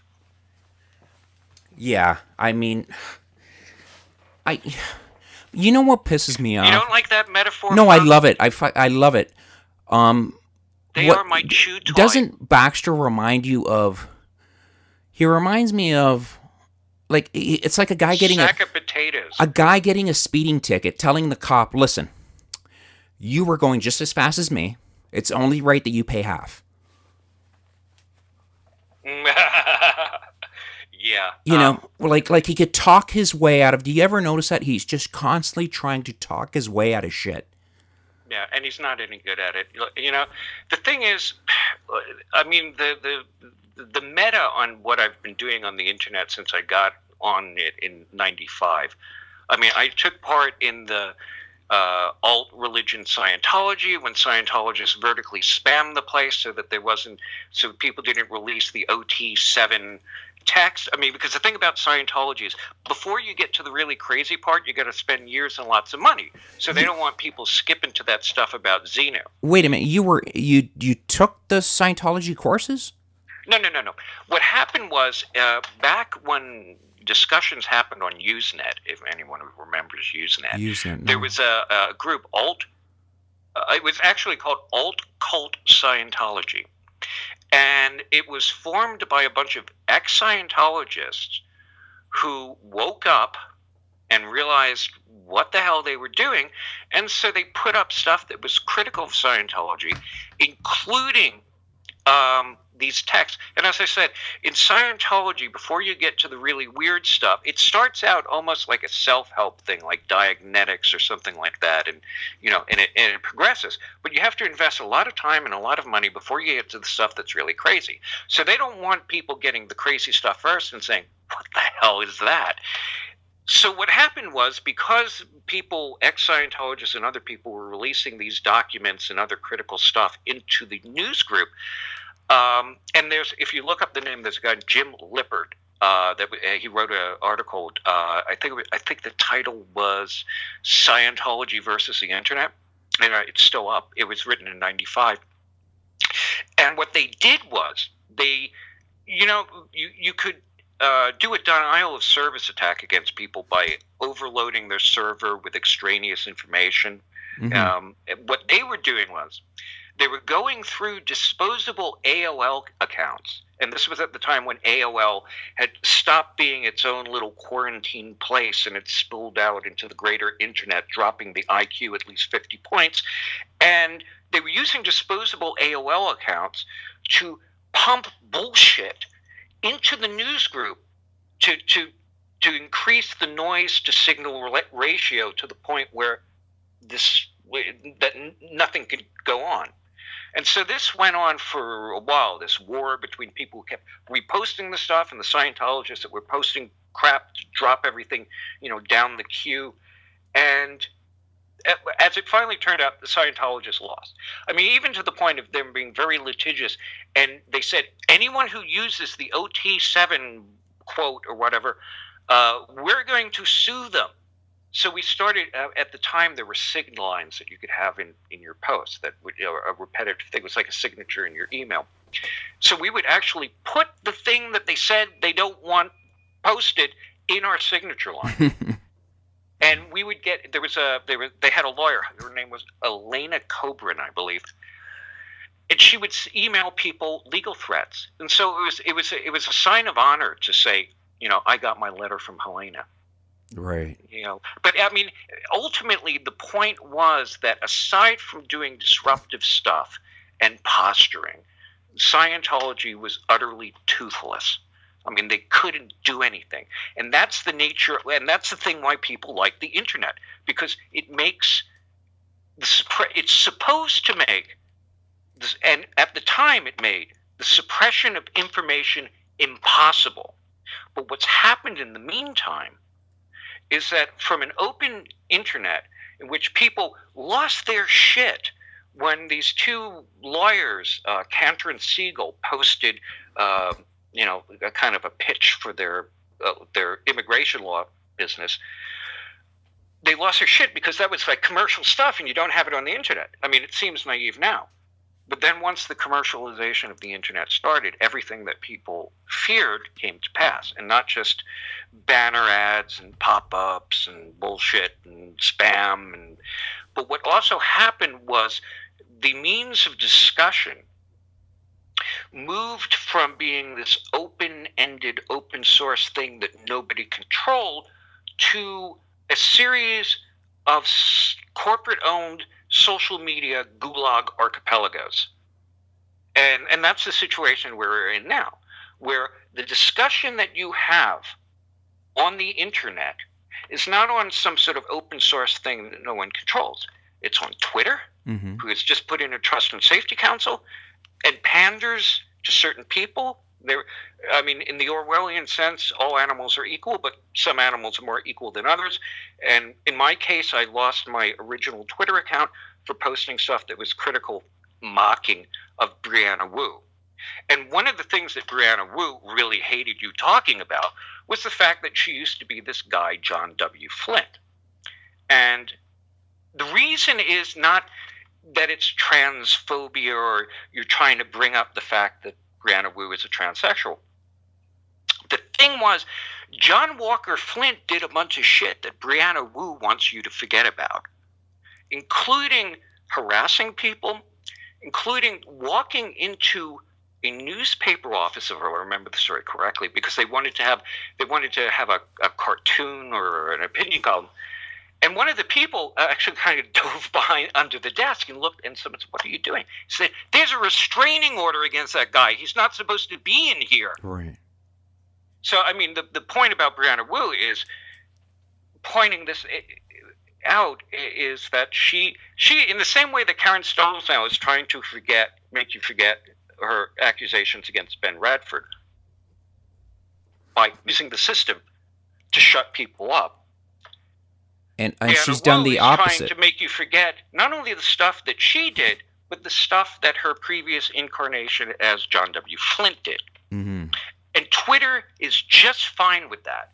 Is just fine with letting her get away with harassing people, brigading people, having her followers dogpile people, and then you post, like I did, a couple of like mocking graphics. You're gone. Yeah. And that's what Twitter, that's the kind of open discussion that we have on Twitter. And now we see in YouTube. Now, the thing with Stollznow, I mean, sometimes, in the same way that, Stollznow said, I'm sick of talking about sexual harassment. Jesus Christ, sometimes I'm sick of talking about Karen Stollznow. Mm-hmm. So the thing that happened with the Cristiano's brother, it had absolutely no merit. What the video that they took down that I was simply mirroring was a critique. Not even a critique of their film. It was a critique of the trailer. And so that was something that falls straight into fair use. But that's the situation that we find ourselves in, that there is really no openness on the internet because it's been co-opted by corporations that have capricious and arbitrary and sometimes really stupid rules. But wouldn't that be communist, like, to do that to people? Like, I don't get... Like, I understand that, people don't want to get picked on and, nobody wants to get lied on. But if somebody were to just sit and watch it, they would realize that there's nothing of the sort there. Yeah. That's what just blows my mind. I mean, if that's the case, you could have so many trolls just flag you, just to be fucking assholes. Oh, they've actually absolutely done that. In fact, what happened with A Voice for Men, which gets raked through the coals about being misogynistic and blah, blah, blah. Misogyny as defined as not, just swallowing bullshit, I guess. And, sometimes they're a little bit strident and sometimes they're mocking.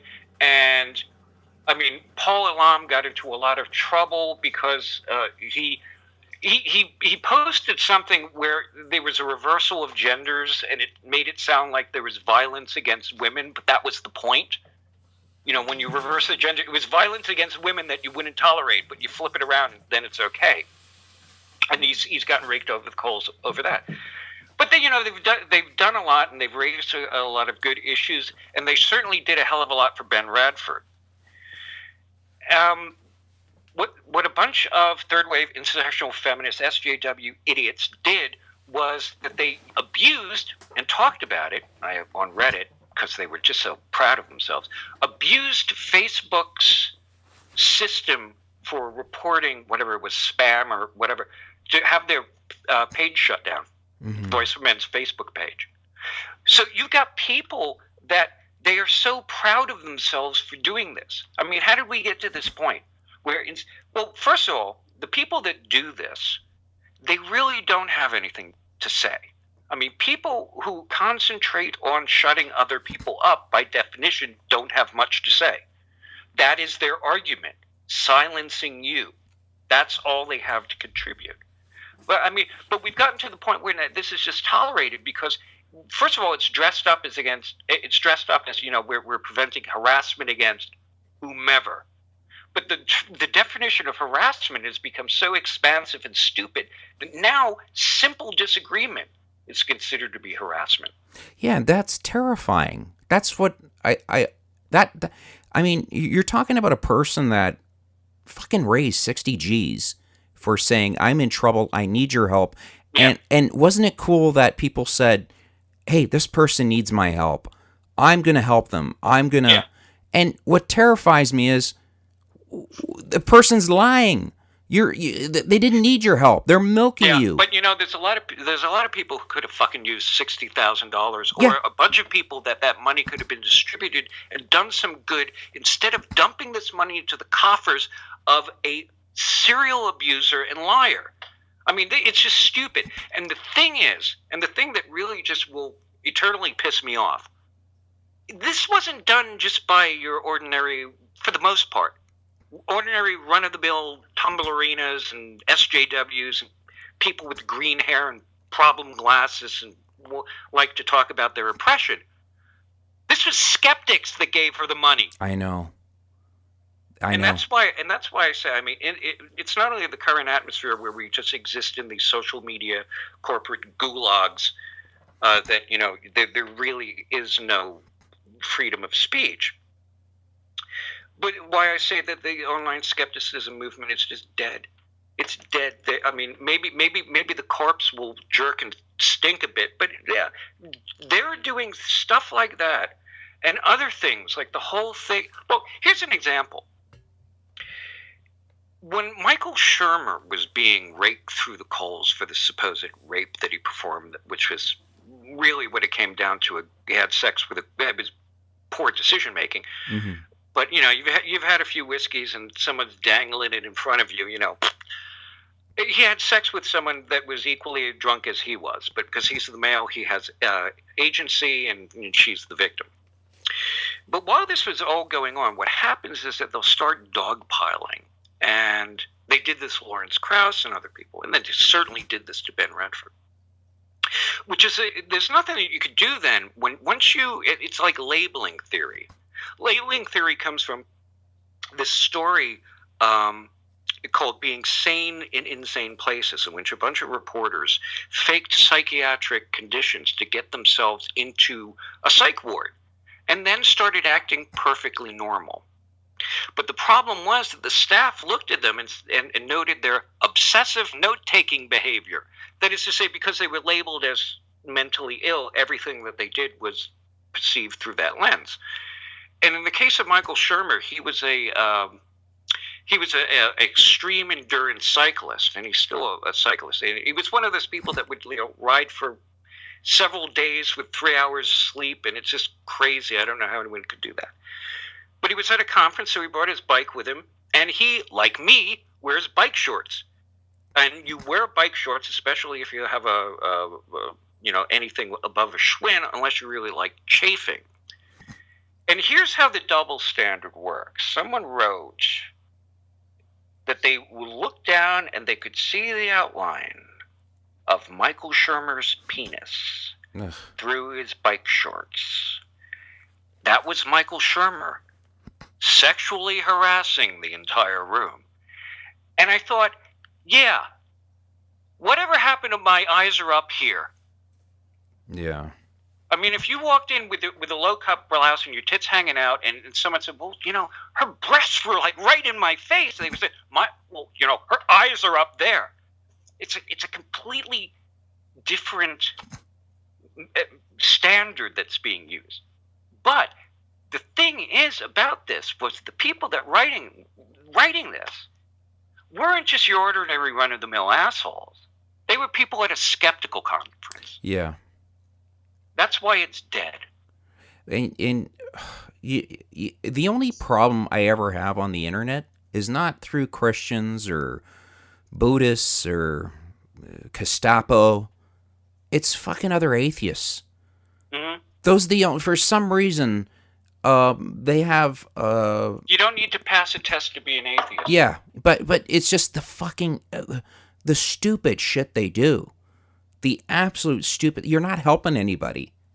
I mean, I don't know. I think everybody wants their 15 minutes of fame. Everybody wants to say, I did this. But do right things. Try and do the right thing. I mean, to do that to Shermer, wasn't the guy, like the girl that wasn't the boyfriend there too? Like what the fuck's wrong with people? Like, do they go to these conferences? Yeah, okay. Well, I mean, here's what enters into it, and I wrote about. I did a video about. I wrote about it and spoke about it a lot. What happened was, I mean, she was this woman, Allison Smith, was one of the organizers of the conference.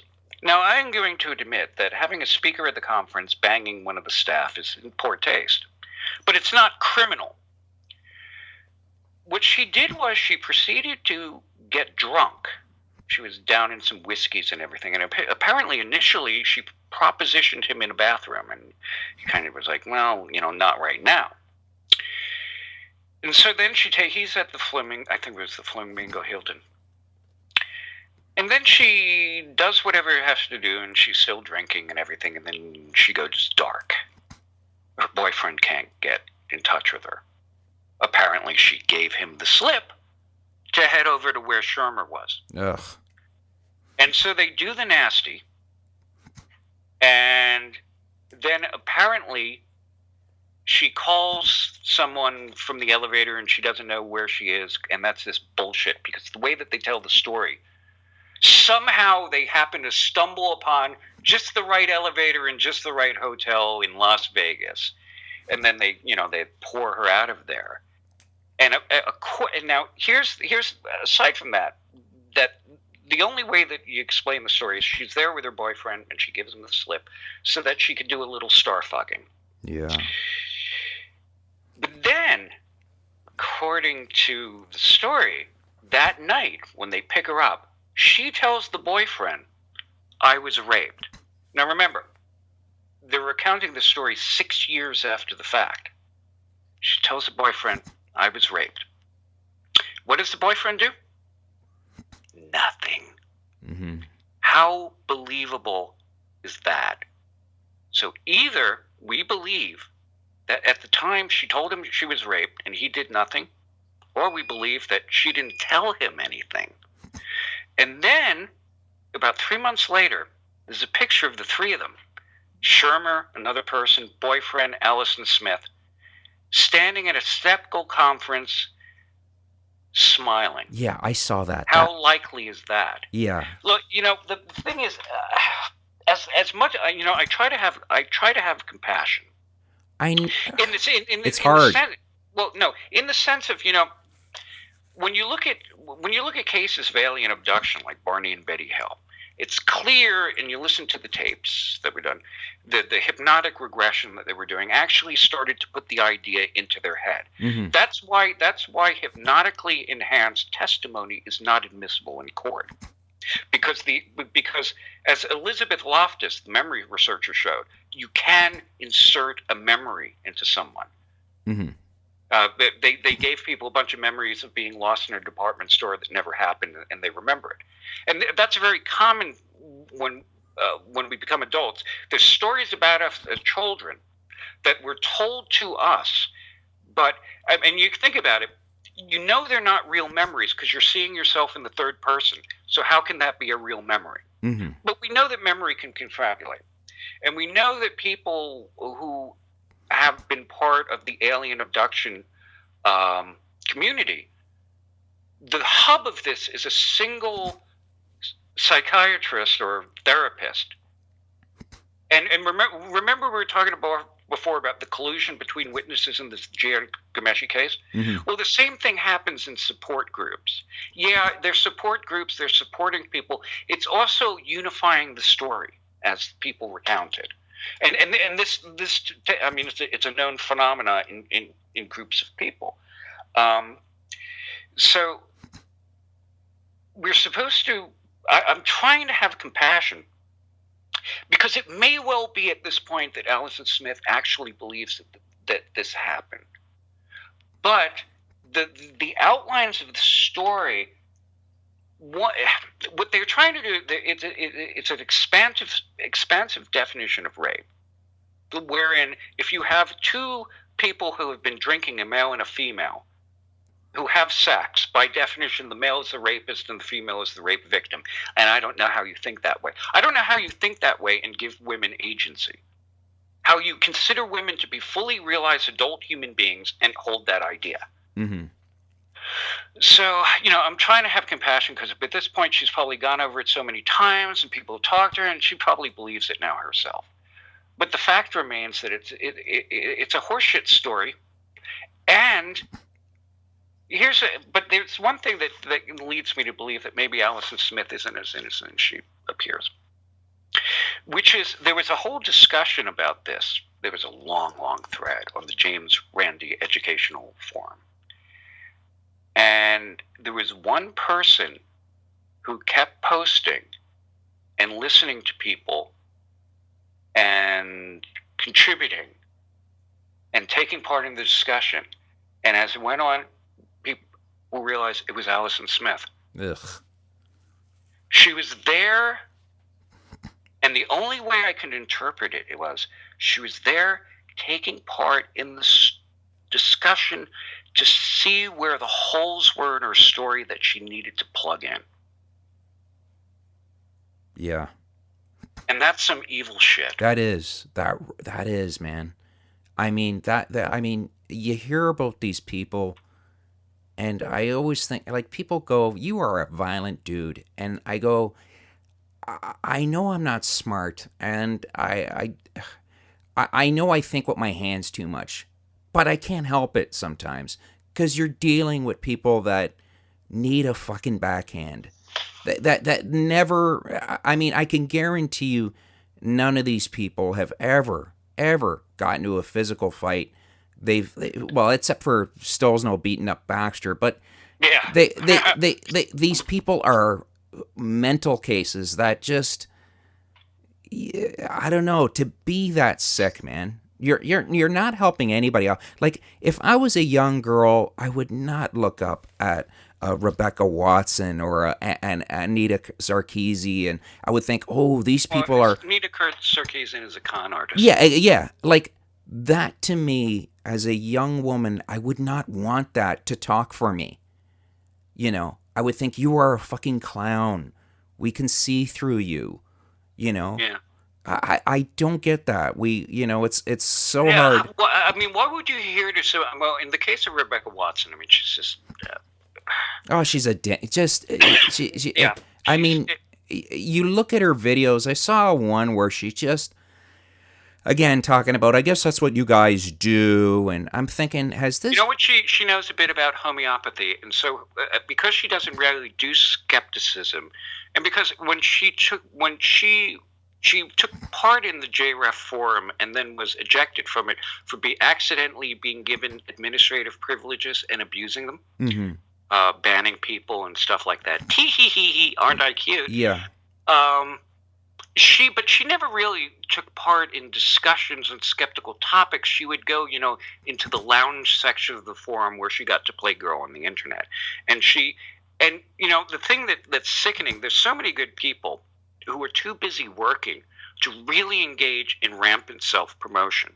But because Rebecca Watson doesn't do a fucking thing on earth, she has time for nothing but self-promotion. Mm-hmm. And, so wouldn't look up to her. Anita Sarkeesian, She's a con artist. I mean, there's a video of her where she was at this telepresent, this seminar, telemarketing seminar. She was all excited and shit because she's only 23, but he's already showed me how to sell stuff, and she was obviously looking for something to sell. And then the juxtaposition of this came when she hooked up with Macintosh, who's really, I mean, I don't know if he's a Svengali, but he's certainly the driving force behind this. And people have shown that things that Macintosh had previously tweeted got tweeted by Anita Sarkeesian word for word. Mm-hmm. I mean, they recycled stuff. But the real sense of Anita Sarkeesian being a con artist, a fraud, is the Rush Limbaugh thing, which is to say, Rush Limbaugh in his radio show, he never has guests. He always just monologues. Right, yeah. He's the only one talking. And in the early 90s, he took part in some talk shows, and he got his ass handed to him. And he learned from that mistake. And in the same way, Anita Sarkeesian doesn't have discussions with people. She has monologues to her audience. And there was one time that she was on a panel discussion, and everyone in the panel was speaking extemporaneously, like we're doing right now. We don't have any notes. All this stuff is off the top of my head. It's like a test of how much of this sheer bullshit you remember. Anita Sarkeesian wouldn't do that, though. She was answering questions off of several sheets of prepared statements that she had. Right. I mean, she couldn't even pretend well. So, who's the alternative? Who are women supposed to look up to? You need someone that gives them agency, yes, that's going to treat them as fully realized human beings. You're not a victim. You're not oppressed by tits in video games. You are an adult human being. People like, members of the Honey Badger Brigade, like Alison Tiemann and Hannah Wallen and everything like that. I'd say they're all garbage. The more positive people to girls to look at, to be like. I tell them you got to look up at guys. There, no. I don't. It's so easy. I see it as a TMZ society. Yeah. People will look at a Lady Gaga, and for no reason, why do you like them? I don't know, because everybody else does. That's what we're feeding these women, kids. I really hope they find their way. Me growing up, the guy that I looked up at, honestly, I would, of course, you'd always have your sports stars. I love Schwarzenegger. I love that. But at the end of the day, I realized that I look up at my dad. I mean, he works hard. He straightened me out when I needed to be straightened out. He treated my mom with respect. He fed us. He clothed us. He never stayed out late with the boys and came home drunk. And I never have memories of my dad being hammered or hitting me for no reason. That's who I kind of just said, fuck all these other guys. Like I tore all my posters of people that I thought were, that I've never met, and I just thought, these people could give two shits about me. And I thought, who I look up at, my hero is my father, and I'm no hero. my child, I hope I do the right thing. But I don't know what she, like, as a girl. I mean, she's, I think a couple of years ago it was Miley Cyrus, and then she turned into this, like all kids, they turn into, I got to show that I'm a badass, and I got to show my ass and stuff. And my daughter thankfully said, no, I don't like her because she's acting very slutty, and I don't know. I don't know. It's creating. The message is there is to do whatever you have to do to get attention, even if you have to do something that looks stupid, and or slutty or whatever. And that's a part of the problem, is that a lot of these prominent people, the people that we're supposed to look up to, Rebecca Watson and Anita Sarkeesian, they're massive attention whores. Brianna Wu, things like that. And in fact, because their metric is, because they don't actually produce much of anything, their metric is I must be right because people are harassing me. And because of that, they're continually stirring the shit, poking people with sticks to try to get a reaction, and more often than not, they can. And even if they didn't, that's really not necessary, because if you have any audience that's bigger than, a dozen people, there's going to be someone who says something stupid. Yes. That's just, but what they do is they'll mine things and redress them as harassment, as this part of this attention whoring technique that they have to say, I'm right because I'm under attack. Yeah. And I was actually, Surly Amy Roth? No, I don't. Okay. She's a skeptic, and she tries to do this cute pixie thing, but she really can't pull it off. And she makes these ceramic... But part of the thing, and this is really shitty in the skeptical community, she makes these little jewelry that's like... ceramic jewelry on leather thongs, and she'll impress them sort of, science is cool. Right. And what it is it's virtue. You can physically wear your virtue signaling. You can say, well, look at that. I must be pro-science because I got a science is cool ceramic on me. And so Amy Roth did this installation, and it was a room plastered with harassing statements. And one of the ones that they had, I guess it was an exemplar, there was a shoe that, and it was a bullshit art project. It looked like paper mache. I mean, they just cut up pieces of paper and then like glued it on shoes and this and that. But one of the supposedly harassing statements was me writing on Twitter that Surly Amy was an attention whore. Mm-hmm. Now that's apparently sexual harassment to call someone an attention whore. No, that's a fact. I mean, yeah. I mean, what's weird, and I don't want to go off topic, but I try and I'll go on Google Plus and I'll talk to a really religious person, and they play a word salad game instead of just answering the question. Mm-hmm, yeah. And you get nowhere like that. And I think it's a cop-out when they do that. If you call somebody what you just said, an attention whore,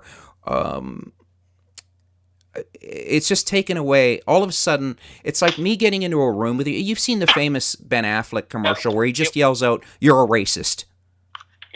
So what happens immediately? Everybody looks at you like you're an asshole. Yeah, and it's also a way to shut down. The conversation's over. A conversation-stopping thing. Oh, it's huge. More than that, because their coin in all this is the claim that they're being harassed. Yeah, is that they're being harassed is a foregone conclusion. That's where they want to get to, and they will use. And typically, I mean, this started with Rebecca Watson's page of hate. And very weird thing about her page of hate was that a lot of these things weren't hateful or threatening. They were just critical of her. Mm-hmm. But what she could do is she could gather up all these critical remarks, and the sheer, you say, it's like a way of saying, I've got shitty evidence, but I got a lot of it. And she would make this page of hate, and that was her rationale, because she was supposed to be under attack. She was doing such wonderful things that no one could figure out what it was. And so this is the metric that they use. And so we're caught in this cycle where disagreement with them is considered harassment, and then they say, well, you're harassing me because you disagreed with me. And then we say, what the fuck are you talking about? Are you an idiot? Right. And they said, you just called me a name. You insulted me. Yes, See, yes. You're harassing me. I said, you're out of your mind. Oh, yeah, you just questioned my... See, you're still harassing me. I mean, we're just caught in that cycle now. Yes, and then you have a lot of... I like to call them beta males that will just hop on that and just, what did you just do? picking on a girl. Oh yeah, white knights. Yep. Yeah, fuck off. It's just like, give me a break, pal. I mean, get laid. Stop. Like, fuck, grow a pair. You know what it is? I mean, it's a perfectly admirable urge to want to protect women. I mean, as a male, I mean, look, as you want to say, well, you know, I'm different. I think this through. No, you don't. As a male, I protect women. I like to please women. Just getting a smile, a laugh, doing something for them Mm-hmm. is a little dopamine fix right in my brain. We just like doing it. It's its own reward. But the difference is, it's the difference between sending a woman a rose and sending someone a rose emoji. A rose emoji takes no effort and it doesn't cost any money. And so when you're defending women on the internet, it was like, you know, there's women out there in the real world where you can actually get your ass kicked. Why don't you go out and defend them? Mm-hmm. I mean, it's a lot of this stuff is slacktivism. It's stuff. I mean, the very essence of what is happening with the SJWs and everything, it's calling out people. It's virtue signaling. It's doing something that has no mass. It has no weight. It doesn't actually mean anything. It's just crap happening on the internet. If there's harassment on, yeah. I mean, think about that. People saying I'm being harassed on the internet. Why? How? Don't look at it. Someone says something really nasty to you, you go, well, he's pretty fucked up. I mean, but why does this have the immediacy that people claim? Because the thing is, this has all become sort of this massive multiplayer role-playing game. It's a virtual reality thing where we're virtually harassed and we virtually defend women and we virtually pretend that we're doing something that actually affects something in the real world. I mean, it's like you're saying about going for a walk to clear your head. Fuck, go for a walk because that's where the things are. Mm-hmm. And yeah, so much of this is just meaningless, massless circle jerking, and it doesn't actually mean anything. Where I touch into this, because I don't, you know, I could do videos about some idiot claiming that they were oppressed, but I don't care. I really don't care. I mean, if this is your thing, thinking that you're oppressed and everything, but that doesn't mean anything to me. Where I get into this is where people are starting to be harmed in the real world. Mm-hmm. What happened to Ben Radford was harm in the real world. What happened with Jian Ghomeshi, which a lot of this was organized and hysteria whipped up on the internet, is hurting people in the real world. P.C. Meyer's idiotic statements hurt people in the real world. Mm-hmm. I mean, he says terrible things about people. He does this post, you know, what if someone handed you a hand grenade and other things like that. So it's at the point where it's no longer a game that I get interested. And it all comes down to, see, I love people that, see, I miss Hitchens more than anything. Yeah. Because he always seemed like he really did care. I mean, he always threw out that, hey, buy my book, but he always seemed like he's doing this because he wants people to better themselves. Think for yourselves. Be better. Ask questions. And you got a guy like a PZ, and you see what happens to a Ghomeshi, and you see what happens to, you see a Rebecca Watson, and they're only out to help themselves, not you. You know, I'm trying to remember the line from T.S. Eliot's, what's T.S. Eliot's Second Coming, where he says something to the effect that the worst are filled with violent intensity, and the, you know, I can't remember the way they phrase it, but the best are passive. And we reach that point now where these people are just, as part of this not meaning anything, is that they lack kind of a conviction.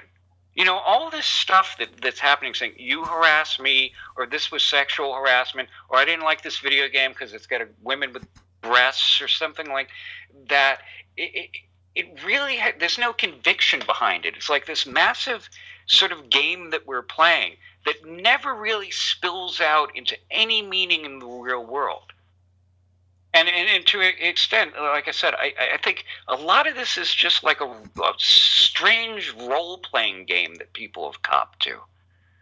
Mm-hmm. I'm the virtue signaling. I'm a defender of women. I'm weeding out sexism in video games.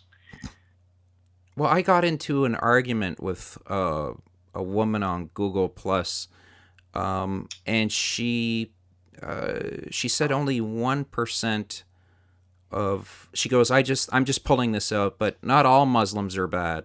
All right. Just, and I'm like, I didn't say all Muslim. There is a percentage that want to destroy the the rest of us. There is a 10 to 15% that are told to destroy.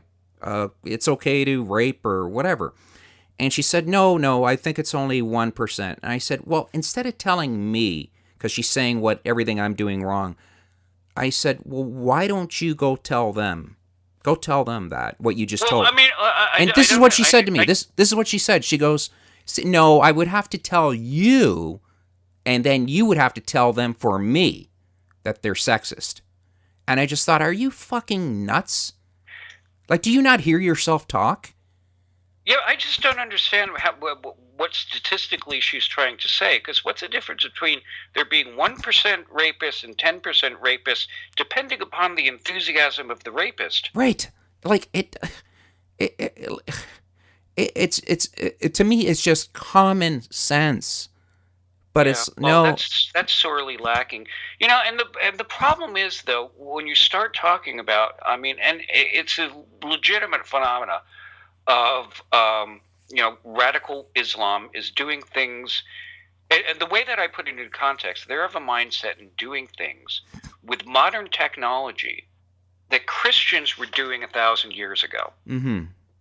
It's the same sort of thing. I mean, and it kind of makes sense in the fact that Islam is 700 years younger, but actually, that doesn't make sense, because there was a period in which Islam was open and free and tolerant. And what happened is, and this will happen in Christianity too. What happened in the United States was, as society began to liberalize, sexually and socially and racially, there's a lot of people went along and said, this is a good thing. But there's a lot of people, there was a certain percentage of the population who said, this is terrible, we got to do something about this. And that led to the modern conservative Christian movement that we have, that didn't really exist prior to the 1960s. It was like a revitalized conservatism. And somewhere in the process of Islam, and I don't know, it's because, there's been so much conflict, because it's at the crossroads of so many different cultures, religions, historical grievances, the injection of the state of Israel into this mix. There's something that started people moving towards this sort of, there was a revitalization of conservatism, which is what fundamentalism is. And then, because they have access to all this technology, and because it happened in areas where there were already pre-existing conflicts, it got this military cast to it, and this willingness to use violence in a way that Christianity really no longer does. I mean, Western countries politically will do this, the IRA or someone else like that. And maybe you could say to an extent that's religiously motivated, but really not that much. I think of when people criticize the U.S., and I'm not American, but when people criticize the U.S., I think, are you fucking mentally challenged? I mean, do you not know how would the world be without the U.S.? It's an interesting thought experiment. I mean, like who do you think? What do you want, Belarus to police the world? I mean, it absolutely the same people. I just think they're too book smart. They just think they watch the news. I got into some argument with this guy, and he's thinking, they're only there for the oil. The U.S. started this, and it's like, shut up. U.S. has done a lot of crappy stuff as part of it. So is Russia. Expansion to the world affair. But the thing is, I mean, as a thought experiment, could you imagine if the U.S. didn't exist? Say North America was still partially British and Spanish and French. Oh, it'd be a fucking mess. What would that look like? And without the U.S. to influence world events. And my mother's British, and one time she was over here, and she was watching the news, and someone used the phrase, the America being the world's policeman. And she said, "Why does America have to be the world's policeman?" And I looked at her and I said, "Because we're the only ones who can." Yeah. And thank goodness for that. But there was a British commentator who said the only thing worse than America being the world's policeman is America not being the world's policeman. Right. Yes. So, I mean, and America, historically, we really don't want this role, but think of what happened. I mean, think of what got us into this role that we have in the world. When the Second World War started, no one was willing to intervene. Britain, I mean, remember Neville Chamberlain Peace in Our Time? The Nazis were able to run roughshod over Europe. The Japanese were able to expand their empire. And at the time, America was isolationist still.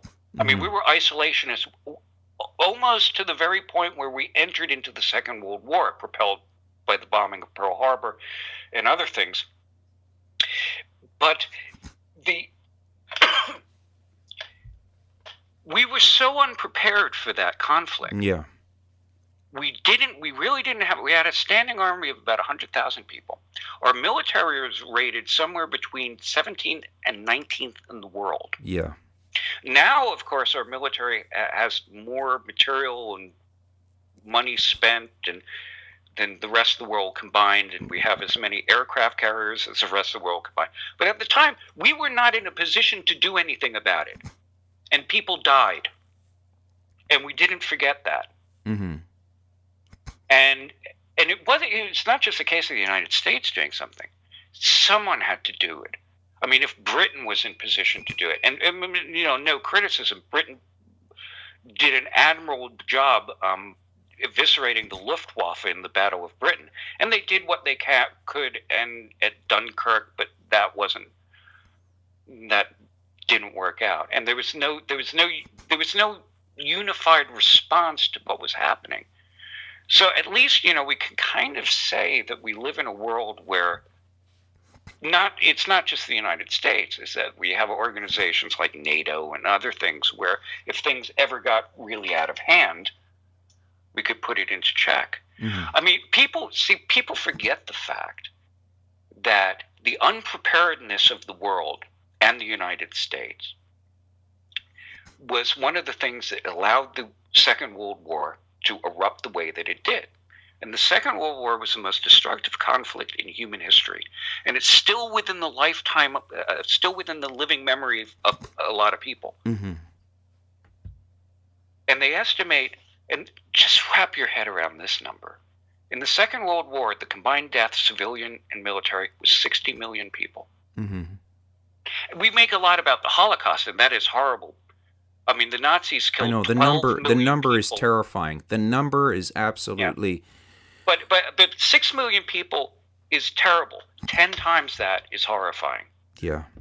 And I mean, I don't mean to make light of it. No. The Holocaust was a special thing because, I mean, it was a targeting of a population. You have to remember back then, people forget back then, if a battleship went down, thousands of men would die. Yeah. Okay. So it's like the news would come on and we lost the SS Hornet. I mean, that's the way it was. Today it would be totally what we lost the whole fucking battleship. Are you kidding me? That both sides were losing battleships, like the game Battleship. Yeah. It was a I mean, brutal. people forget, and they watch stuff, and it's now in movies and stuff like that. But the thing that shaped the world that we live in, the thing that's all of these nations squeezed out in the form that they are, was the Second World War.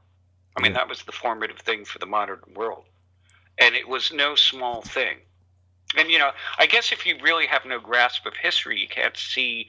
It's somehow in their minds they think America came fully formed into taking this role, and we do it because shits and giggles.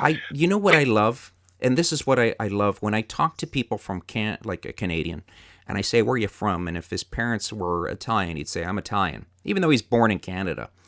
Now you ask an American where he was born, and his parents could be from Italy. He will never say Italy.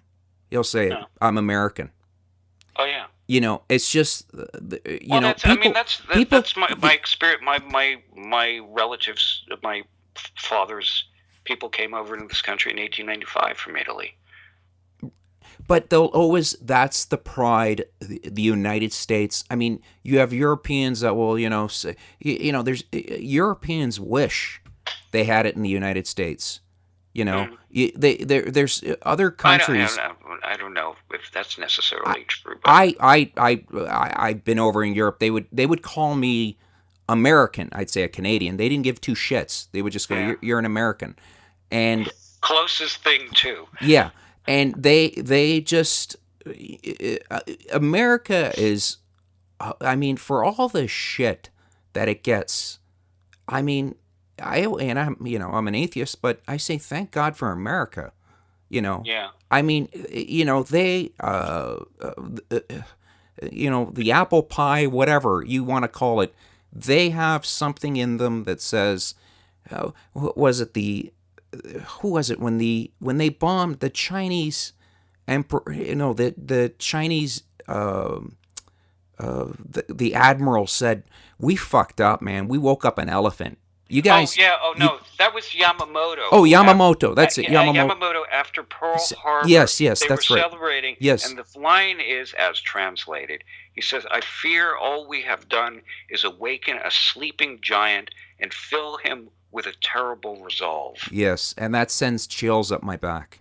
Yeah, I mean, and it's absolutely true. Yeah. And the scare, what sends chills up my back, which was back when I was married. My wife and I and my father were in this Chinese restaurant because my wife is Chinese American. Mm-hmm. And we like to eat there. My father liked to eat there. But he came up, and this was shortly after September 11th. And we were talking about this. My father looked at me, and he said, and his eyes were like tearing up because, I mean, this is really emotional stuff. And he said, "They've awakened the giant." Yeah. And we did go completely batshit nuts for a while. Yes, my dad said the same thing. Yeah. He just said, "This is he was in Italy. My dad was, and my parents were in Italy. He called. He thought World War III was going to fucking erupt, and it was the next day, and he couldn't. There was no way he could fly back. It was there. Nobody was flying. No one was flying. And he just said. It was that big. He said they have no idea what the United States is going to do now. They have no idea. The night of, because, I mean, working in D.C., I mean, there were the Pentagon was hit, so yeah. I mean, there was that, and then there were erroneous reports about the State Department being bombed, and so they evacuated us. But the public transportation couldn't handle it. I mean, New Yorkers were able to walk across the Brooklyn Bridge, which incidentally is the most weight that thing has ever carried, all those people going across. But I had to do a combination of bus, taxi, and hitchhike to get home.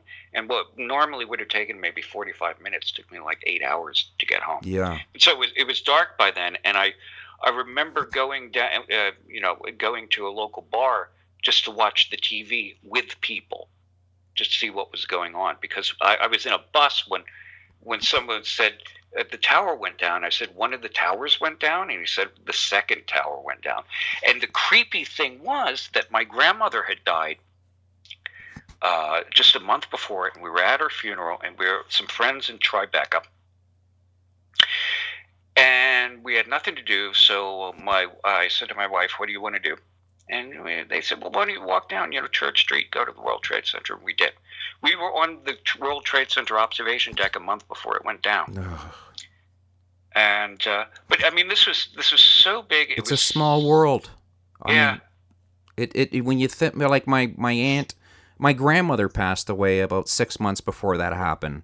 So I was still depressed about that. But what happened in Belgium? My aunt lives there, and my cousins, and they were, a friend was killed there, and in Cologne, a woman that came over, a friend of my wife, that they worked together. They had a cousin over there, and she called my house to let the girl that was over our house that it's okay, we're safe, but the police told her from the bar, said, listen, you go to a person's house and just ask them if you could sleep on the couch. Nobody's driving. Nobody's doing. And the police and people were open to doing that. I mean, yes, they had. Yeah, big. Well, the police said, after they talked to her, within 2 minutes, got her, put her in the car, drove her to the nearest house, and just knocked on the door and said, she's staying overnight here. And they said, oh yeah, no problem. And she said, there was just she didn't even, she doesn't know how to speak, or she's American, and she didn't know any of this stuff. And it was her first trip ever, this poor thing.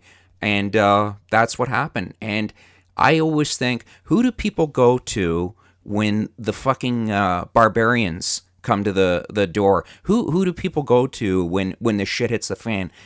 They always go to the Golden Eagle, the Americans. And I'm so glad they do, because good will always beat bad.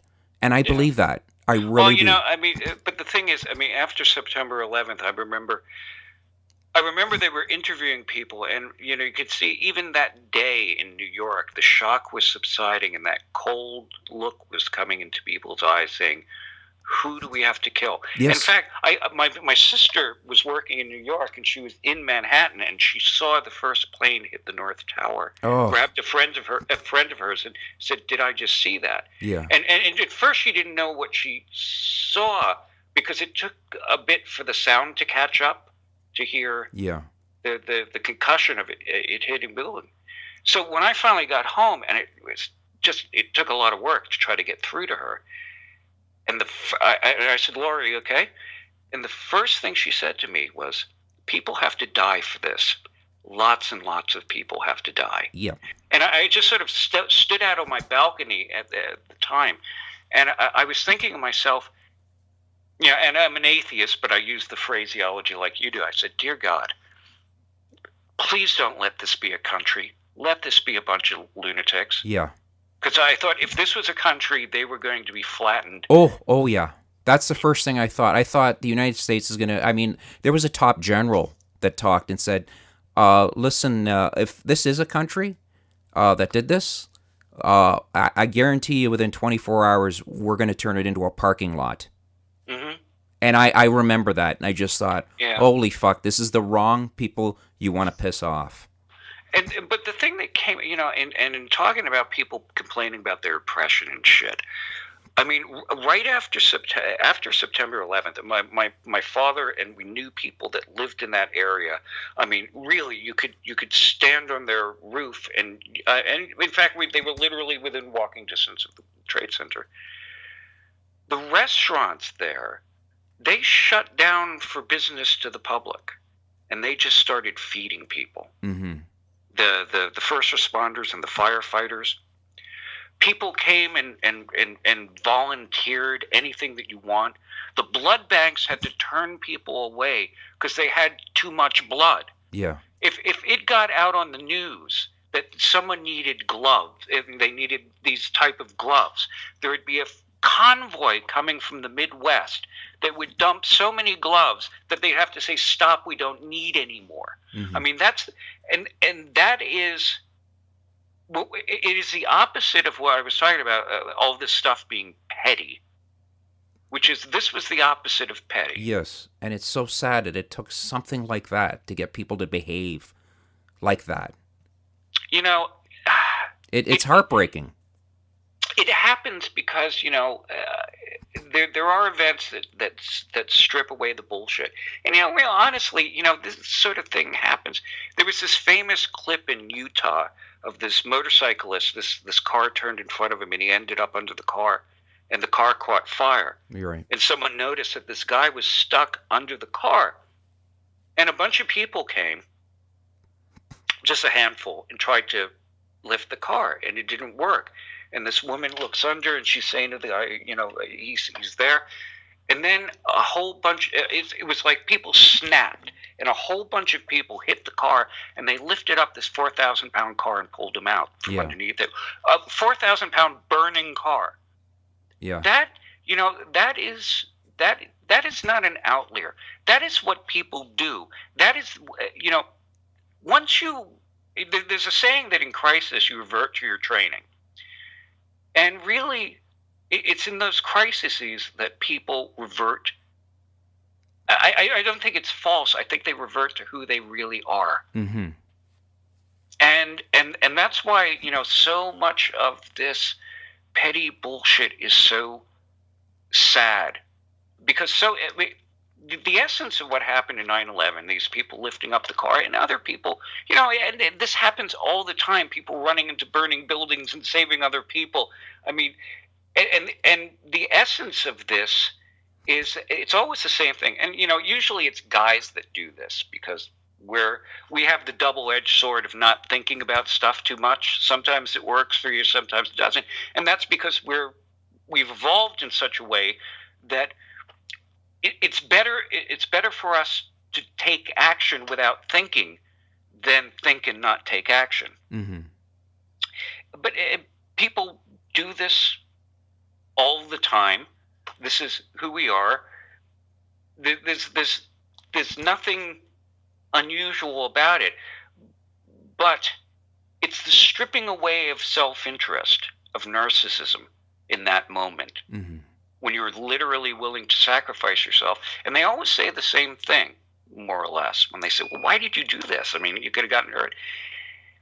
And in one case where a guy was trapped in a car, and people went there, and they actually burned their hands doing it, pried it open, pull it out, and they asked one of the people why they did this. And he said, I couldn't stand there and watch him burn. Yeah. Because it is in that moment of altruism, and humans are unique in this ability to project ourselves into other people and say, I couldn't watch this because they are me in a different circumstance. I mean, your compassion and your empathy projects you into that person, and now you have to take action. And what's happening so much with infighting on the internet and identity politics and essay jobs and everything, it's like it's the mirror image of this. It's a projection of narcissism. Mm-hmm. It's a projection of uncharitable interpretations and ulterior motives on other people that they don't necessarily have. And we've all had this experience arguing with the social justice warrior, where they say, well, you're a racist because you think, and I say to them, stop. Why don't you ask me what I think instead of telling me what I think? But they're in the process of this sort of negative projection. So I don't know what the answer is to that. I know. I want to thank you for your time today, Mykeru. You've been a joy and a pleasure, and I've been hunting you down for quite a while to get an interview with you, and I couldn't be happier. I'm gonna release this as a two-parter because it's a too freaking long. But for those of you people that like to clean your oven while listening to me, here you go. Your house is going to be spotless. I want to say thank you so much. Thank you. You're candid. You're as honest, open, and it means the world to me. When we talk about people we look up at, I look up at you. I really do. I'm not trying to kiss your ass. It's the truth. I enjoy your videos. When you talk, you talk. There's a poetry there. There's an honesty there that, let's face it, a lot of people don't have. It's a dying breed, and we need more people that speak their mind. But uh, there's only one Mykeru, and I'm so glad that we got him. So thank you so much. You're very welcome. And the best thing I ever hear from people is saying that watching my stuff has inspired people to create their own content. And I encourage that. Just do it. Thank you. Folks, you've been listening to the Wrecking Crew Comedy Podcast. This show is fucking hilarious. My name's Vito D'Amico. I had the pleasure of Mykeru. Subscribe. Don't. I don't care. Listen, if you have any questions, please email or let me know what you think. And if it's shit, go fuck yourself. Thank you. Good night.